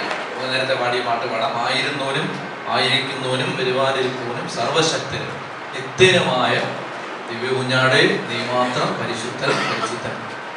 പാട്ടുപാടി നമ്മൾ പ്രാർത്ഥിക്കുകയാണ്. പാട്ട് പാടി ഹൃദയത്തിൽ കർത്താവെ നിറക്കണേ എന്ന് പ്രാർത്ഥിക്കുന്നു. ഒത്തിരി സങ്കടങ്ങളിൽ വന്ന മക്കളുണ്ട്. ഇനിയാലൊടുങ്ങാത്ത ബാധ്യതകൾ, കടഭാരങ്ങൾ ചങ്കനകത്ത് വലിയ ഭാരമായി കൊണ്ടുവന്ന് ദേവാലയത്തിൽ നിൽക്കുന്ന മക്കളുണ്ട്. കുടുംബത്തെ ഓർത്ത് ഭാരപ്പെടുന്നവരുണ്ട്. മക്കളെ ഓർത്ത് ആകുലപ്പെടുന്നവരുണ്ട്. ഒരുപാട് അധ്വാനിച്ചിട്ടും പരാജയപ്പെട്ടവരുണ്ട്. ഞങ്ങൾ കൂട്ടിയാൽ കൂടുന്നില്ലല്ലോ ജീവിതം എന്ന് സങ്കടപ്പെടുന്നവരുണ്ട്. മക്കളെ ഓർത്ത് കരയുന്നവരുണ്ട്. മക്കളുടെ രോഗത്തെ ഓർത്ത് വേദനിക്കുന്നവരുണ്ട്. സ്വന്തമായിട്ട് ഒരു വീടില്ലാത്തവരുണ്ട്. ഇത്രയും കാലമായി നാട്ടിൽ നിന്ന് മാറി നിന്ന് ജീവിച്ചിട്ടും സ്വന്തമായിട്ട് ഇപ്പോഴും ഭാരങ്ങളും ബാധ്യതകളും മാത്രം സ്വന്തമായിട്ടുള്ളവരുണ്ട്. പ്രാർത്ഥിക്കാൻ പറ്റാത്ത മക്കളുണ്ട്. വിശുദ്ധ ജീവിതം നയിക്കാൻ പറ്റാത്ത മക്കളുണ്ട്. വിശുദ്ധിയോടെ ജീവിക്കാൻ ആഗ്രഹിക്കുന്നവരുണ്ട്. തെറ്റായ ബന്ധങ്ങളിൽ കുടുങ്ങിക്കിടക്കുന്നവരുണ്ട്. കുടുംബത്തിൽ സമാധാനമില്ലാത്തവരുണ്ട്. ദാമ്പത്യ ബന്ധം തകർന്നവരുണ്ട്. ഭാര്യാഭർത്തൃ ബന്ധത്തിൽ ഒരൊറ്റ ദിവസം പോലും സ്വസ്ഥതയില്ലാത്തവരുണ്ട്. എന്നും കലഹങ്ങളും വഴക്കുകളും നിറയുന്ന വീട്ടിൽ നിന്ന് വന്നവരുണ്ട്. അപ്പാ, എൻ്റെ സ്നേഹം ആ മക്കളിലേക്ക് ഒഴുകണമേ. കർത്താവേ, രാവിലെ മുതൽ വൈകുന്നേരം വരെ ഞങ്ങൾ വെറുതെ വന്നിരുന്നിട്ട് പോകുന്നവരാവരുത്. അപ്പാ, നിന്റെ സ്നേഹം ഒഴുകണേ ഹൃദയത്തിലേക്ക് ഒഴുകണേ. ശക്തമായ കൃപയും അഭിഷേകവും തരണേ. എല്ലാ ഹൃദയങ്ങളെ അനുഗ്രഹിക്കണേ. രോഗത്തിൻ്റെ ബന്ധനങ്ങൾ അഴിക്കണം. ശിരസ് മുതൽ പാദം വരെ അവിടുന്ന് തിന്നിട്ടം കൊണ്ട് കഴുകണേ. പരിശുദ്ധാത്മാവിനാൽ അഭിഷേകം ചെയ്യണേ. ദൈവസ്നേഹം നിറയ്ക്കണേ. പാപബോധം കൊടുക്കണേ. അനുതാപം കൊടുക്കണേ. സ്വസ്ഥമായിട്ട് എല്ലാവരും ഇരുന്നേ. കർത്താവ് പറയുകയാണ്, നമ്മള് അതിക്രമങ്ങൾക്ക് മാപ്പും പാപങ്ങൾക്ക് മോചനവും ലഭിച്ച ഭാഗ്യവാന്മാരും ഭാഗ്യവതികളുമായിട്ട് മാറണം. അപ്പൊ പാപങ്ങൾ ഏറ്റു പറയണം. ഇനി അടുത്തൊരു വിഷയം ഇതാണ്, ഇതിപ്പോ അച്ഛനോട് പറയണമെന്നാണ് പറയുന്നത്. ഒരു കേസിട്ടുണ്ടല്ലോ, അതായത് ഈ പാപം ഏറ്റു പറയണം. അതിപ്പോ ഈ അച്ഛനോട് പോയി പറയുന്നതിന് 2-3 കാര്യങ്ങൾ പെട്ടെന്ന് ശ്രദ്ധിച്ചുകൊള്ളുക. വളരെ വ്യക്തമായിട്ട് വേദപുസ്തകം അതിന് മറുപടി തരുന്നുണ്ട്. യാക്കോബിന്റെ ലേഖനം 5-ാം അധ്യായം, യാക്കോബിന്റെ ലേഖനം 5-ാം അധ്യായം. കാതോലിക പൗലോസ് ശ്ലീഹായുടെ ലേഖനം കഴിഞ്ഞ് എബ്രായ ലേഖനം കഴിഞ്ഞാൽ അടുത്ത ലേഖനം യാക്കോബിന്റെ ലേഖനമാണ്. 5-ാമത്തെ അധ്യായം. 5-ാമത്തെ അധ്യായത്തിൽ കർത്താവ് പറയുകയാണ്, 16-ാമത്തെ വാക്യം, യാക്കോബ് 5:16. യാക്കോബ് 5:16 വായിച്ചു. നിങ്ങൾ സൗഖ്യം പ്രാപിക്കാനായി പരസ്പരം പാപങ്ങൾ ഏറ്റുപറയുകയും പ്രാർത്ഥിക്കുകയും ചെയ്യും. അപ്പോ ഒന്നാമത്തെ കാര്യം അതാണ്. നിങ്ങൾ സൗഖ്യം പ്രാപിക്കാൻ വേണ്ടി എന്ത് ചെയ്യണം? പരസ്പരം അങ്ങോട്ടും ഇങ്ങോട്ടും പാപങ്ങൾ ഏറ്റുപറഞ്ഞ് മോചനം പ്രാപിച്ചോളാം. എന്താ പറയാ? ശ്രദ്ധിച്ചേ. അങ്ങനെ പറഞ്ഞാൽ പിന്നെ വലിയൊരു പള്ളി വരുമോ? ഇല്ല. എടാ, അങ്ങനെ പറയാഞ്ഞിട്ട് ഇവിടെ ഇറങ്ങി നടക്കാൻ പറ്റും. ഊഹിച്ചൊക്കെ എന്ന് പറയും അല്ലേ? അവൾ അങ്ങനാണ്, അവൻ ഇങ്ങനാണ്, അച്ഛൻ ഇങ്ങനാണ്, കന്യാസ്ത്രീ ഇങ്ങനാണ്, ഊഹിച്ചൊക്കെ. അപ്പൊ പിന്നെ ഇനി പറയൂടെ ചെയ്താലോ?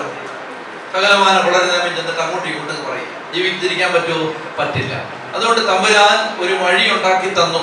യോഹന്നാന്റെ സുവിശേഷം 20-ാം അധ്യായം. യോഹന്നാന്റെ സുവിശേഷം 20-ാം അധ്യായം. യോഹന്നാൻ 20. കർത്താവ് ശിഷ്യന്മാർക്ക് ഉത്ഥാനത്തിന് ശേഷം ആദ്യമായി പ്രത്യക്ഷപ്പെടുകയാണ്. 19 മുതലുള്ള വാക്യങ്ങൾ വായിക്കാം. യോഹന്നാൻ 20:19 മുതൽ. ആഴ്ചയുടെ ആദ്യ ദിവസമായ അന്ന് വൈകിട്ട് ശിഷ്യന്മാർ യഹൂദരെ ഭയന്ന് കതകടച്ചിരിക്കെ യേശു വന്ന് അവരുടെ മധ്യയിൽ നിന്ന് അവരോട് പറഞ്ഞു, നിങ്ങൾക്ക് സമാധാനം. ഇപ്രകാരം പറഞ്ഞുകൊണ്ട് അവൻ തന്റെ കൈകളും പാർശ്വവും അവരെ കാണിച്ചു.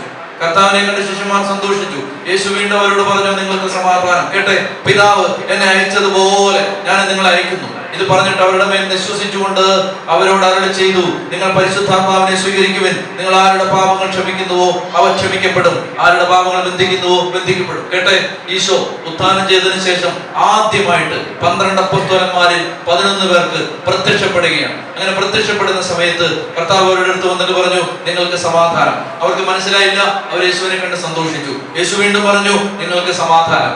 അപ്പോൾ കർത്താവ് തന്റെ മുറിവുകൾ അവരെ കാണിച്ചു. കൈകളിലെയും പാർശ്വത്തിലെയും മുറിവുകൾ കാണിച്ചിട്ട് യേശു അവരോട് പറഞ്ഞു, നിങ്ങൾ പരിശുദ്ധാത്മാവിനെ സ്വീകരിക്കുക. എന്റെ പിതാവ് എന്നെ വിട്ടതുപോലെ ഞാൻ നിങ്ങളെ വിടുകയാണ്. എന്റെ പിതാവ് എന്നെ വിട്ടത് എന്തിന്? ലോകത്തിന്റെ പാപത്തിന് പരിഹാരം ചെയ്യാൻ, ലോകത്തിന് പാപമോചനം കൊടുക്കാൻ. എന്റെ പിതാവ് എന്നെ വിട്ടതുപോലെ ഞാൻ നിങ്ങളെ ലോകത്തിന് പാപമോചനം കൊടുക്കാൻ വിടുകയാണ്. കർത്താവ് പറഞ്ഞതിന്റെ ഉദ്ദേശം അതാണ്. എന്റെ പിതാവ് എന്നെ അയച്ചതുപോലെ ഞാൻ നിങ്ങളെ അയക്കുന്നു. അടുത്ത വചനം, നിങ്ങൾ ആരുടെ പാപം ബന്ധിച്ചാലും ബന്ധിക്കപ്പെടും, മോചിച്ചാലും മോചിക്കും. ഇത് കൂടുതൽ എന്തിനാ വ്യക്തമായിട്ട് പറയുന്നത്? കർത്താവ് തിരുസഭയിൽ കർത്താവിന്റെ ശുശ്രൂഷ പൗരോഹിത്യത്തിന് അപ്പസ്തോലന്മാരുടെ കൈവപ്പിലൂടെ ഈ അധികാരം കൈമാറ്റം ചെയ്യപ്പെട്ടവർക്ക് പാപം മോചിക്കാൻ അധികാരം കൊടുത്തിരിക്കുകയാണ്. അപ്പൊ ആദ്യം യാക്കോബ് ശ്ലീഹ പറയും, നിങ്ങൾ പരസ്പരം പറഞ്ഞോളാം. എല്ലാവരോടും പറയാൻ പറ്റത്തില്ല, എന്നാ പിന്നെ കൊള്ളാവുന്നവരോട് പോയി പറഞ്ഞു. വ്യക്തമല്ലേ? എല്ലാവരോടൊന്നും പോയി പറയാൻ പറ്റത്തില്ല, എന്നാ പിന്നെ സഭ കൃത്യമായിട്ട് രഹസ്യ സ്വഭാവം സൂക്ഷിക്കാൻ നാവ് കെട്ടിയിട്ടിരിക്കുന്ന പൗരോഹിത്യം കൊണ്ട് പരസ്പരം പാപങ്ങൾ ഏറ്റുപറഞ്ഞ് മോചനം പ്രാപിച്ചുകൊള്ളുക. ഇവിടെ കർത്താവ് പറയുന്നു, ശിഷ്യന്മാരോട് പറയുന്നു, നിങ്ങൾ ബന്ധിച്ചാൽ ബന്ധിക്കപ്പെടും, നിങ്ങൾ മോചിച്ചാൽ മോചിക്കപ്പെടും. അതുകൊണ്ട് അത്ര അധികാരം ഈശോ കൊടുത്തിട്ടുള്ളത് കൊണ്ട് പ്രിയപ്പെട്ടവര് പുരോഹിതരുടെ അടുത്ത് ചെന്ന് പാപങ്ങൾ ഏറ്റുപറഞ്ഞ് മോചനം പ്രാപിക്കണം. ഇത്രയും കാര്യമാണ് നമ്മൾ ഇന്ന് പറയാൻ ആഗ്രഹിച്ച ഒരു കാര്യം. നല്ല കുമ്പസാരത്തിന് വേണ്ടി ഒരുങ്ങണം. ഇനി നിങ്ങൾ വീട്ടിൽ ചെന്നാൽ ഹോംവർക്ക് എന്ന് പറയുന്നത് പേപ്പറും പേന എടുത്ത് ഇരിക്കും. പേപ്പർ നിങ്ങൾ ഇവിടെ തരുന്നില്ല, ഫോട്ടോ സെറ്റ് എടുക്കാൻ സമയം. നിങ്ങൾ കുർബാന പുസ്തകത്തിന്റെ അകത്ത് ആത്മശോധന ചെയ്യാനുള്ള ആത്മശോധന സഹായിയുണ്ട്. പിന്നെ ധ്യാനകേന്ദ്രങ്ങളിലൊക്കെ പോയി ധ്യാനം കൂടിയിട്ട് കൊടുക്കുക, എല്ലായിടത്തും ഇതൊക്കെ കിട്ടുന്നതാണ്. അല്ലെങ്കിൽ മൊബൈൽ ആൻഡ്രോയിഡ് ആപ്ലിക്കേഷൻ ഉപയോഗിക്കുന്ന പ്ലേ സ്റ്റോറിൽ കൺഫസിറ്റ് എന്ന് പറയുന്ന ഒരു ആപ്ലിക്കേഷൻ ഉണ്ട്. ഒത്തിരി ആപ്ലിക്കേഷൻ ഉണ്ട്. കുമ്പസാര സഹായം മലയാളത്തിൽ ഇംഗ്ലീഷിലും ഉണ്ട്. അത് ഡൗൺലോഡ് ചെയ്ത് ഉപയോഗിക്കാം. പിന്നെ ആത്മശോധന ഇതൊക്കെ ഓർത്ത് നോക്കിയാൽ പോരെ എന്നൊക്കെ ചെയ്തിട്ടുണ്ട്. എന്നിട്ട് എല്ലാ മേഖലകളും പ്രിയപ്പെട്ടവരെ, ഞാൻ ഇനി പറയുന്ന കാര്യങ്ങൾ നമ്മുടെ കുടുംബത്തില് ഒരു 12 ശാപം വരാൻ സാധ്യതയുള്ള മേഖലയാണ്. അതൊന്ന് കേട്ടോണം. കേട്ടാ മതി, വിശദീകരണമൊന്നുമില്ല. അതായത് ഒരു 12 മേഖലയിൽ ശാപം വരാൻ സാധ്യതയുണ്ട്. അത് അങ്ങനെ എന്തെങ്കിലും കുടുംബത്തിൽ സംഭവിച്ചിട്ടുണ്ടെങ്കിൽ ഒന്ന് മാപ്പ് ചോദിച്ചു പ്രാർത്ഥിക്കാൻ വേണ്ടി ഞാൻ പറയുകയാണ്. നിയമാവർത്തന പുസ്തകം 27-ാം അധ്യായം, നിയമാവർത്തന പുസ്തകം 27-ാം അധ്യായം 11 മുതലുള്ള തിരുവചനം. നിയമാവർത്തനം 27:11 മുതൽ. ഓക്കെ, 15 മുതൽ വായിച്ചാൽ മതി. നിങ്ങൾ വായിക്കട്ടെ, ഞാൻ വായിച്ചോളാം, കേട്ടാൽ മതി. നിയമാവർത്തനം, നിയമാവർത്തനം 27:15 മുതൽ. കർത്താവിന് നിന്ദ്യമായ ശില്പവേല, കൊത്തിയോ വാർത്തോ ഉണ്ടാക്കിയ വിഗ്രഹം രഹസ്യത്തിൽ പ്രതിഷ്ഠിക്കുന്നവൻ ശപിക്കപ്പെട്ടവനാകട്ടെ. അപ്പോൾ ജനമെല്ലാം ഉത്തരം പറയണം. എന്ന് പറഞ്ഞാല് ഈ ദൈവം അംഗീകരിച്ചിട്ടില്ലാത്ത, കത്തോലിക്ക സഭ ഔദ്യോഗികമായിട്ട് അംഗീകരിച്ചിട്ടുള്ള, ശ്രദ്ധിക്കുക, രൂപങ്ങൾ ഉണ്ടാക്കാൻ അനുവദിച്ചിട്ടുള്ളത് ഈശോ മിശിഹായുടെ ശിഷ്യന്മാരുടെ, അപ്പസ്തോലന്മാരുടെ, വിശുദ്ധരുടെ, പരിശുദ്ധ അമ്മയുടെ, അങ്ങനെയുള്ള സഭ അംഗീകരിച്ചിട്ടുള്ള രൂപങ്ങളല്ലാതെ മറ്റേതെങ്കിലും രൂപങ്ങൾ ഉണ്ടാക്കി ആരാധനയ്ക്ക് വേണ്ടി പ്രതിഷ്ഠിക്കുന്നത് വിഗ്രഹാരാധനയാണ്. അത് ശാപം കൊണ്ടുവരുന്ന മേഖലയാണ്. മനസ്സിലായോ? ചില സാധനങ്ങളൊക്കെ കൊണ്ട് വീട്ടിൽ കൊണ്ടുവച്ചിട്ടുണ്ടെങ്കിൽ സൂക്ഷിക്കണം. 16-ാമത്തെ വാക്യം, അപ്പനെയോ അമ്മയെയോ നിന്ദിക്കുന്നവൻ ശപിക്കപ്പെട്ടവനാകട്ടെ. മാതാപിതാക്കളോടുള്ള ബന്ധം വളരെ പ്രധാനപ്പെട്ടതാണ്. പ്രഭാഷകൻ 3 പിന്നെ വീട്ടിൽ പോയി വായിച്ചോണം. ഒത്തിരി കെട്ട് കുടുംബത്തിൽ വീഴുന്നത് അപ്പന്റെ അമ്മയുടെയും കണ്ണുനീരാണ്. നിങ്ങൾ ശ്രദ്ധിച്ചേ. ഈ വയസ്സാവുമ്പോ ആളുകൾ പെശക, അത് ഉള്ളതാ. അതായത് കൊച്ചു പിള്ളേരും വയസ്സായ അപ്പനും അമ്മയും ഒരുപോലെ. കൊച്ചു പിള്ളേർക്ക് ബുദ്ധി അങ്ങോട്ട് വളർന്നിട്ടില്ല, മറ്റേത് ബുദ്ധി അങ്ങോട്ട് കുറഞ്ഞു വരുന്ന സമയമാണ്. അപ്പൊ അതുകൊണ്ട് അതുങ്ങളെ പിള്ളേരെ പോലെ വേണം കാണാൻ. മനസ്സിലായോ? അതുങ്ങൾ വിവരക്കേടൊക്കെ പറയും, ചിലപ്പോൾ എന്തെങ്കിലുമൊക്കെ ആവശ്യമില്ലാത്തതിലൊക്കെ ഇടപെടും, എല്ലാത്തിലും അഭിപ്രായം പറയും. ഞാൻ പറഞ്ഞു വരുന്നത്, മാതാപിതാക്കളെ കഴിയുന്നിടത്തോളം വേദനിപ്പിക്കാതെ കൊച്ചുങ്ങളെ നോക്കുന്ന പോലെ നോക്കി കൊണ്ടുപോകും. ഒരനുഗ്രഹം കിട്ടിയ ഇരിപ്പതാണ്. അതെങ്ങനെയും സൂത്രത്തിൽ മാറ്റിയെടുക്കാം എന്ന് പറഞ്ഞാൽ, എൻ്റെ കൂടെ തിരുവനന്തപുരത്ത് ഒരു ശുശ്രൂഷയ്ക്ക് എന്നെ സഹായിക്കുന്ന ഒരു ചെറുപ്പക്കാരൻ മുടിയൊക്കെ വളർത്തി ഈശോട് കൂട്ടിരിക്കുന്ന ചെറുപ്പക്കാരൻ, മുടിയൊക്കെ നല്ല കണ്ട പക്ക ഈശോ എന്ന് പറഞ്ഞാൽ ഇങ്ങനെ വന്ന് നിന്നാൽ കർത്താവാണ്, നമ്മൾ കുമ്പിട്ട് പോകും. അപ്പൊ അവൻ എൻ്റെ അടുത്ത് പറഞ്ഞ ഒരു സംഭവമുണ്ട്. അവന്റെ അപ്പച്ചൻ, അവന്റെ വല്യപ്പച്ചൻ വയ്യാതെ കിടക്കുന്ന സമയത്ത് അവൻ പഠിത്തം നിർത്തിയിട്ട്, പഠിച്ചുകൊണ്ടിരുന്ന കോഴ്സ്, ഡിഗ്രി കോഴ്സ് നിർത്തിയിട്ട്, പഠിക്കുന്നില്ല, അപ്പച്ചനെ നോക്കിയിട്ടേ കാര്യമുള്ളൂ, പഠിത്തം നിർത്തിയിട്ട് അവൻ അപ്പച്ചനെ നോക്കാൻ വേണ്ടി അപ്പച്ചന്റെ കൂടെ വന്ന് നിന്നു. അപ്പച്ചൻ തന്നെ ഉള്ളൂ, അപ്പച്ചന്റെ കൂടെ വന്ന് നിന്നു. അവൻ എന്നോട് പറഞ്ഞ, ഒരു രാത്രിയിൽ 18 തവണ വരെ എൻ്റെ അപ്പച്ചനെ ഞാൻ എടുത്തുകൊണ്ട് ടോയ്ലറ്റിൽ പോയി. രാത്രി 11 പറഞ്ഞാൽ രാത്രി ഉറക്കമില്ല, കഴുകുന്നതും വൃത്തിയാക്കുന്നതും എല്ലാം ഈ ചെറുക്കനാണ്. അങ്ങനെ അവന് അപ്പച്ചനെ അതുപോലെ നോക്കി മരിക്കുന്നതിന് മുമ്പ് ഈ അപ്പച്ചൻ 2 കൈയും തലയിൽ വെച്ചിട്ട്, ഒന്ന് മോനെ നിന്നെ ദൈവം അനുഗ്രഹിക്കണം, ഒരു അനുഗ്രഹം. അത് എന്താ സംഭവം എന്നറിയാമോ? അതുകൊണ്ട് തമ്പുരാന് വേണ്ടി ഓടുക, ഈശോയ്ക്ക് വേണ്ടി അങ്ങ് മരിച്ചു നടക്കുക. മറൈൻ ഡ്രൈവ് ചുറ്റി ഒന്നേയും ചൊല്ലി നടന്നു. ഒരിക്കൽ കൊച്ചി നഗരത്തിന്റെ മാനസാന്തരത്തിന് വേണ്ടി മറൈൻ ഡ്രൈവ് ചുറ്റി. ഇവന് ഈ ഒന്നാമത് കർത്താവിനോട്ടിരിക്കുന്ന ആളുകളെല്ലാം നോക്കി യോനെടുത്ത് കൈ കൂട്ടി പിടിച്ചു. എല്ലാ മാസവും എനിക്ക് 5 കുർബാനയ്ക്ക് കുർബാനക്രമം കൊണ്ടുവന്ന് തരും. 5 കുർബാനയ്ക്ക് നിയോഗം എന്തൊക്കെന്നറിയാം? കഠിനപാപികളുടെ മാനസാന്തരത്തിന് വേണ്ടി, ശുദ്ധീകരണ സ്ഥലത്തെ ആത്മാക്കൾക്ക് വേണ്ടി, അവരെ വീട്ടുകാർക്ക് വേണ്ടി. ഈ ചെറുപ്പക്കാരൻ 25 വയസ്സുണ്ടാവും. അപ്പൊ ഇവരെ കാണുമ്പോൾ എന്റെ മനസ്സിൽ വരുന്നവന്റെ വല്യപ്പന്റെ അനുഗ്രഹം എന്റെ തലേ കിടക്കുക. മാതാപിതാക്കളുടെ അനുഗ്രഹം വാങ്ങിച്ചോണം, ശാപം വാങ്ങിക്കരുത്. പിന്നെ ചില ഉപദ്രവങ്ങൾ എന്നാ പറഞ്ഞാലും ശരിയാവത്തില്ല. ചില ഉപദ്രവങ്ങളാണ്, അത് പിന്നെ ചെയ്യാൻ അത് ഞങ്ങൾ സൈഡിൽ ഇട്ടേക്കണം. ഇടയ്ക്കിടയ്ക്കിടയ്ക്ക് വല്ലതൊക്കെ വാങ്ങിച്ചു കൊടുത്തൊക്കെ സന്തോഷിപ്പിച്ചിട്ടേക്കണം. അവരൊക്കെ പറഞ്ഞേ ഹല്ലേലൂയ. അപ്പനെയും അമ്മയും നിന്ദിക്കുന്നവൻ ശപിക്കപ്പെട്ടവനാകട്ടെ. 17 അയൽക്കാരന്റെ അതിർത്തിക്കല്ല് മാറ്റുന്നവൻ ശപിക്കപ്പെട്ടവനാകട്ടെ. ശ്രദ്ധിച്ചോണം, എനിക്ക് പൂർണ്ണമായിട്ടും വിശദീകരിക്കാൻ അറിഞ്ഞുകൂടാ, എങ്കിലും ഞാനൊരു അനുഭവം പറയാം. പല കുടുംബങ്ങളും തകരാൻ തുടങ്ങിയത് ഞാൻ കണ്ടതാണ്. തകരാൻ തുടങ്ങിയത് അയൽവക്കക്കാരുമായിട്ട് അതിർത്തി കേസി വഴക്കുണ്ടാക്കാൻ തുടങ്ങിയത്. എനിക്ക് പറയാനുള്ള ഒരു ഉപദേശം എനിക്ക് വേണമെങ്കിൽ സ്വീകരിക്കാം, വേണമെങ്കിൽ സ്വീകരിക്കാതിരിക്കാം. ഇവിടെ എന്തായാലും അതിർത്തി പ്രശ്നമൊന്നുമില്ല, ഏതെല്ലാം വലിയ ഫ്ലാറ്റിലേക്ക് താമസിക്കുന്നത്, അതുകൊണ്ട് ഇവിടെ ഏതായാലും അങ്ങനൊന്നും കുഴപ്പം ഉണ്ടാകത്തില്ല. നാട്ടിലാണ് ഈ പ്രശ്നം. ഇവിടെ നിന്ന് പൈസയൊക്കെ കുറച്ച് കഷ്ടപ്പെട്ടുണ്ടാക്കി 5 സെന്റ് സ്ഥലം വാങ്ങിച്ചു, അത് വേറെടുത്ത് വന്ന് ശകലം മാന്തി. എനിക്ക് പറയാനുള്ള ഒരു ഉപദേശം, വേണേ എടുത്താൽ മതി, നിർബന്ധമൊന്നുമില്ല, വേണേ എടുത്താൽ മതി. അതായത് അതിർത്തി സംബന്ധമായ ഒരു പ്രശ്നമുണ്ടെങ്കിൽ 5 സെന്റ് പോയാലും വഴക്ക് നിന്ന് പോകും. നീ കൊടുത്തു, 1/2 സെന്റ് നീ കൊടുത്തു, നിനക്കതുകൊണ്ട് നേട്ടമല്ലാതൊന്നും. മറ്റേ ഈ വഴക്കിന് പോയുണ്ടല്ലോ, അന്ന് മുതൽ നിന്റെ വീട് ചെയ്യാൻ. ഞാൻ എൻ്റെ അനുഭവം, എനിക്ക് വിശദീകരിക്കാൻ അറിഞ്ഞൂടാ, ഞാൻ അനുഭവം പറയാം. ഞാൻ ഒത്തിരി കണ്ടിട്ടുണ്ട് വഴക്കിന് പോകരുത്. ഈ പ്രത്യേകിച്ച് മണ്ണിന്റെ പേരിൽ വഴക്കിന് പോകരുത്. ജോസഫ് പാമ്പളാനി അച്ഛൻ ജയിൽ മിനിസ്ട്രിക്ക് പോയതാ. ജയിലിൽ സന്ദർശിക്കാൻ പോയ സമയത്ത് ഒരു സെല്ലിൽ ഇങ്ങനെ വിളിക്കുന്നു, അച്ഛോ. അത്രയും സ്വാതന്ത്ര്യത്തോടെ വിളിക്കണമെങ്കിൽ പരിചയമുള്ളവരെ.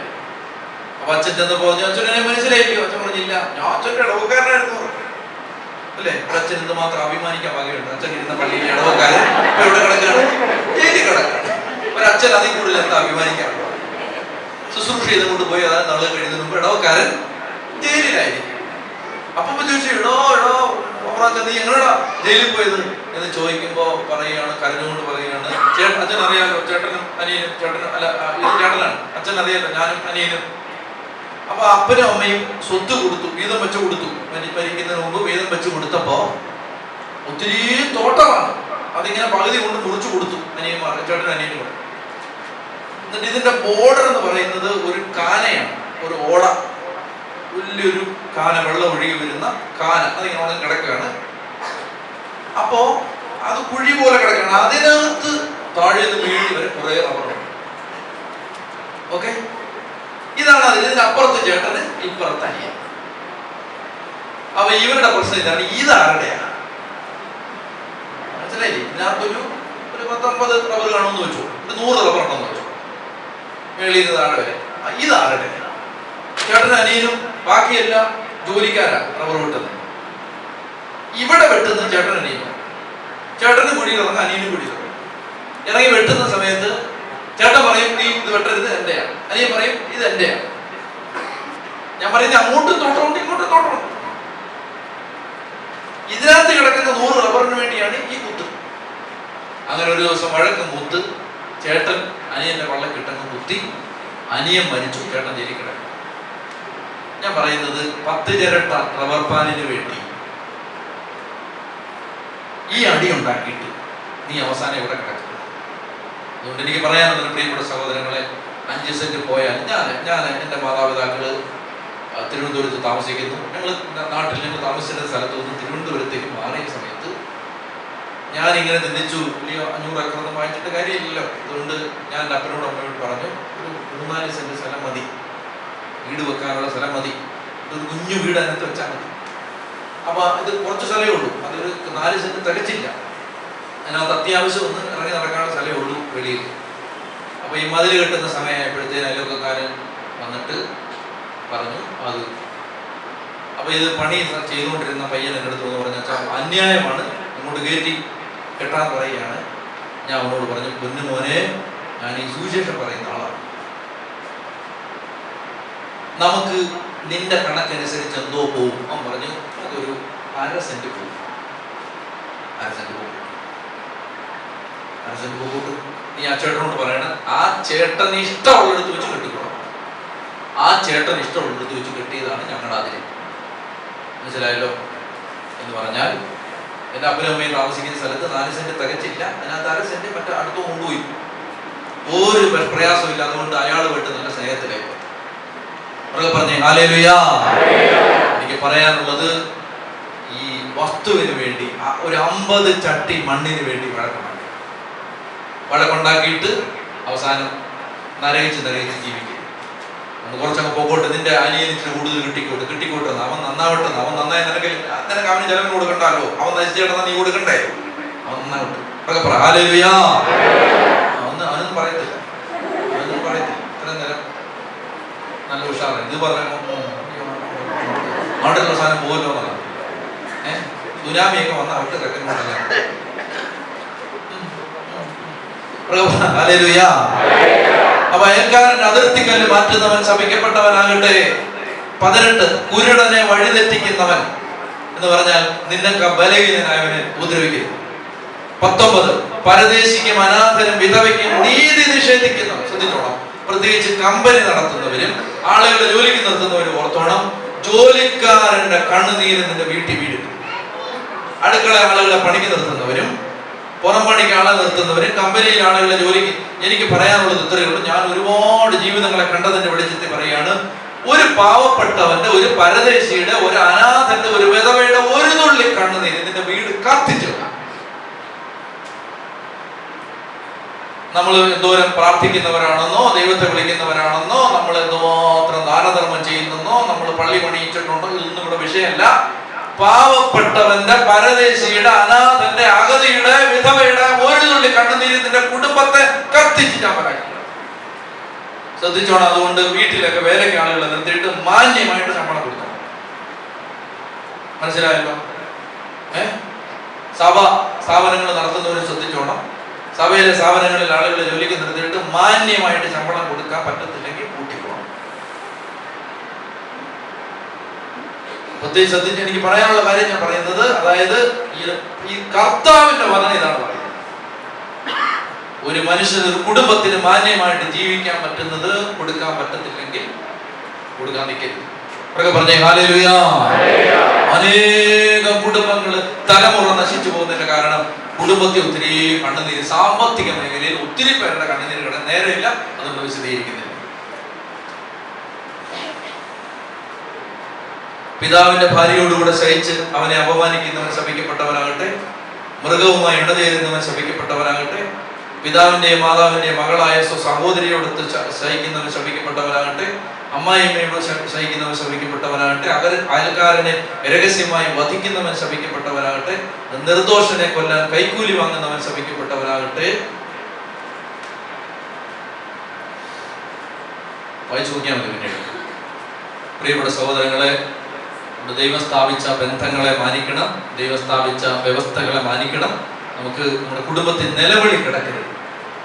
മറ്റൊരു പ്രധാനപ്പെട്ട മേഖല മറന്നുപോരുത്. ഞാൻ ഇത് പറയുമ്പോൾ ആർക്കും ഒരു കുറ്റബോധം ഉണ്ടാകരുത്. നിങ്ങൾ അനുദപിച്ച് കുമ്പസാരിച്ചിട്ടുള്ള മേഖലയാണെങ്കിൽ നിങ്ങൾ അതിന്റെ പേരിൽ ഒരു വിഷമവും വിചാരിക്കരുത്.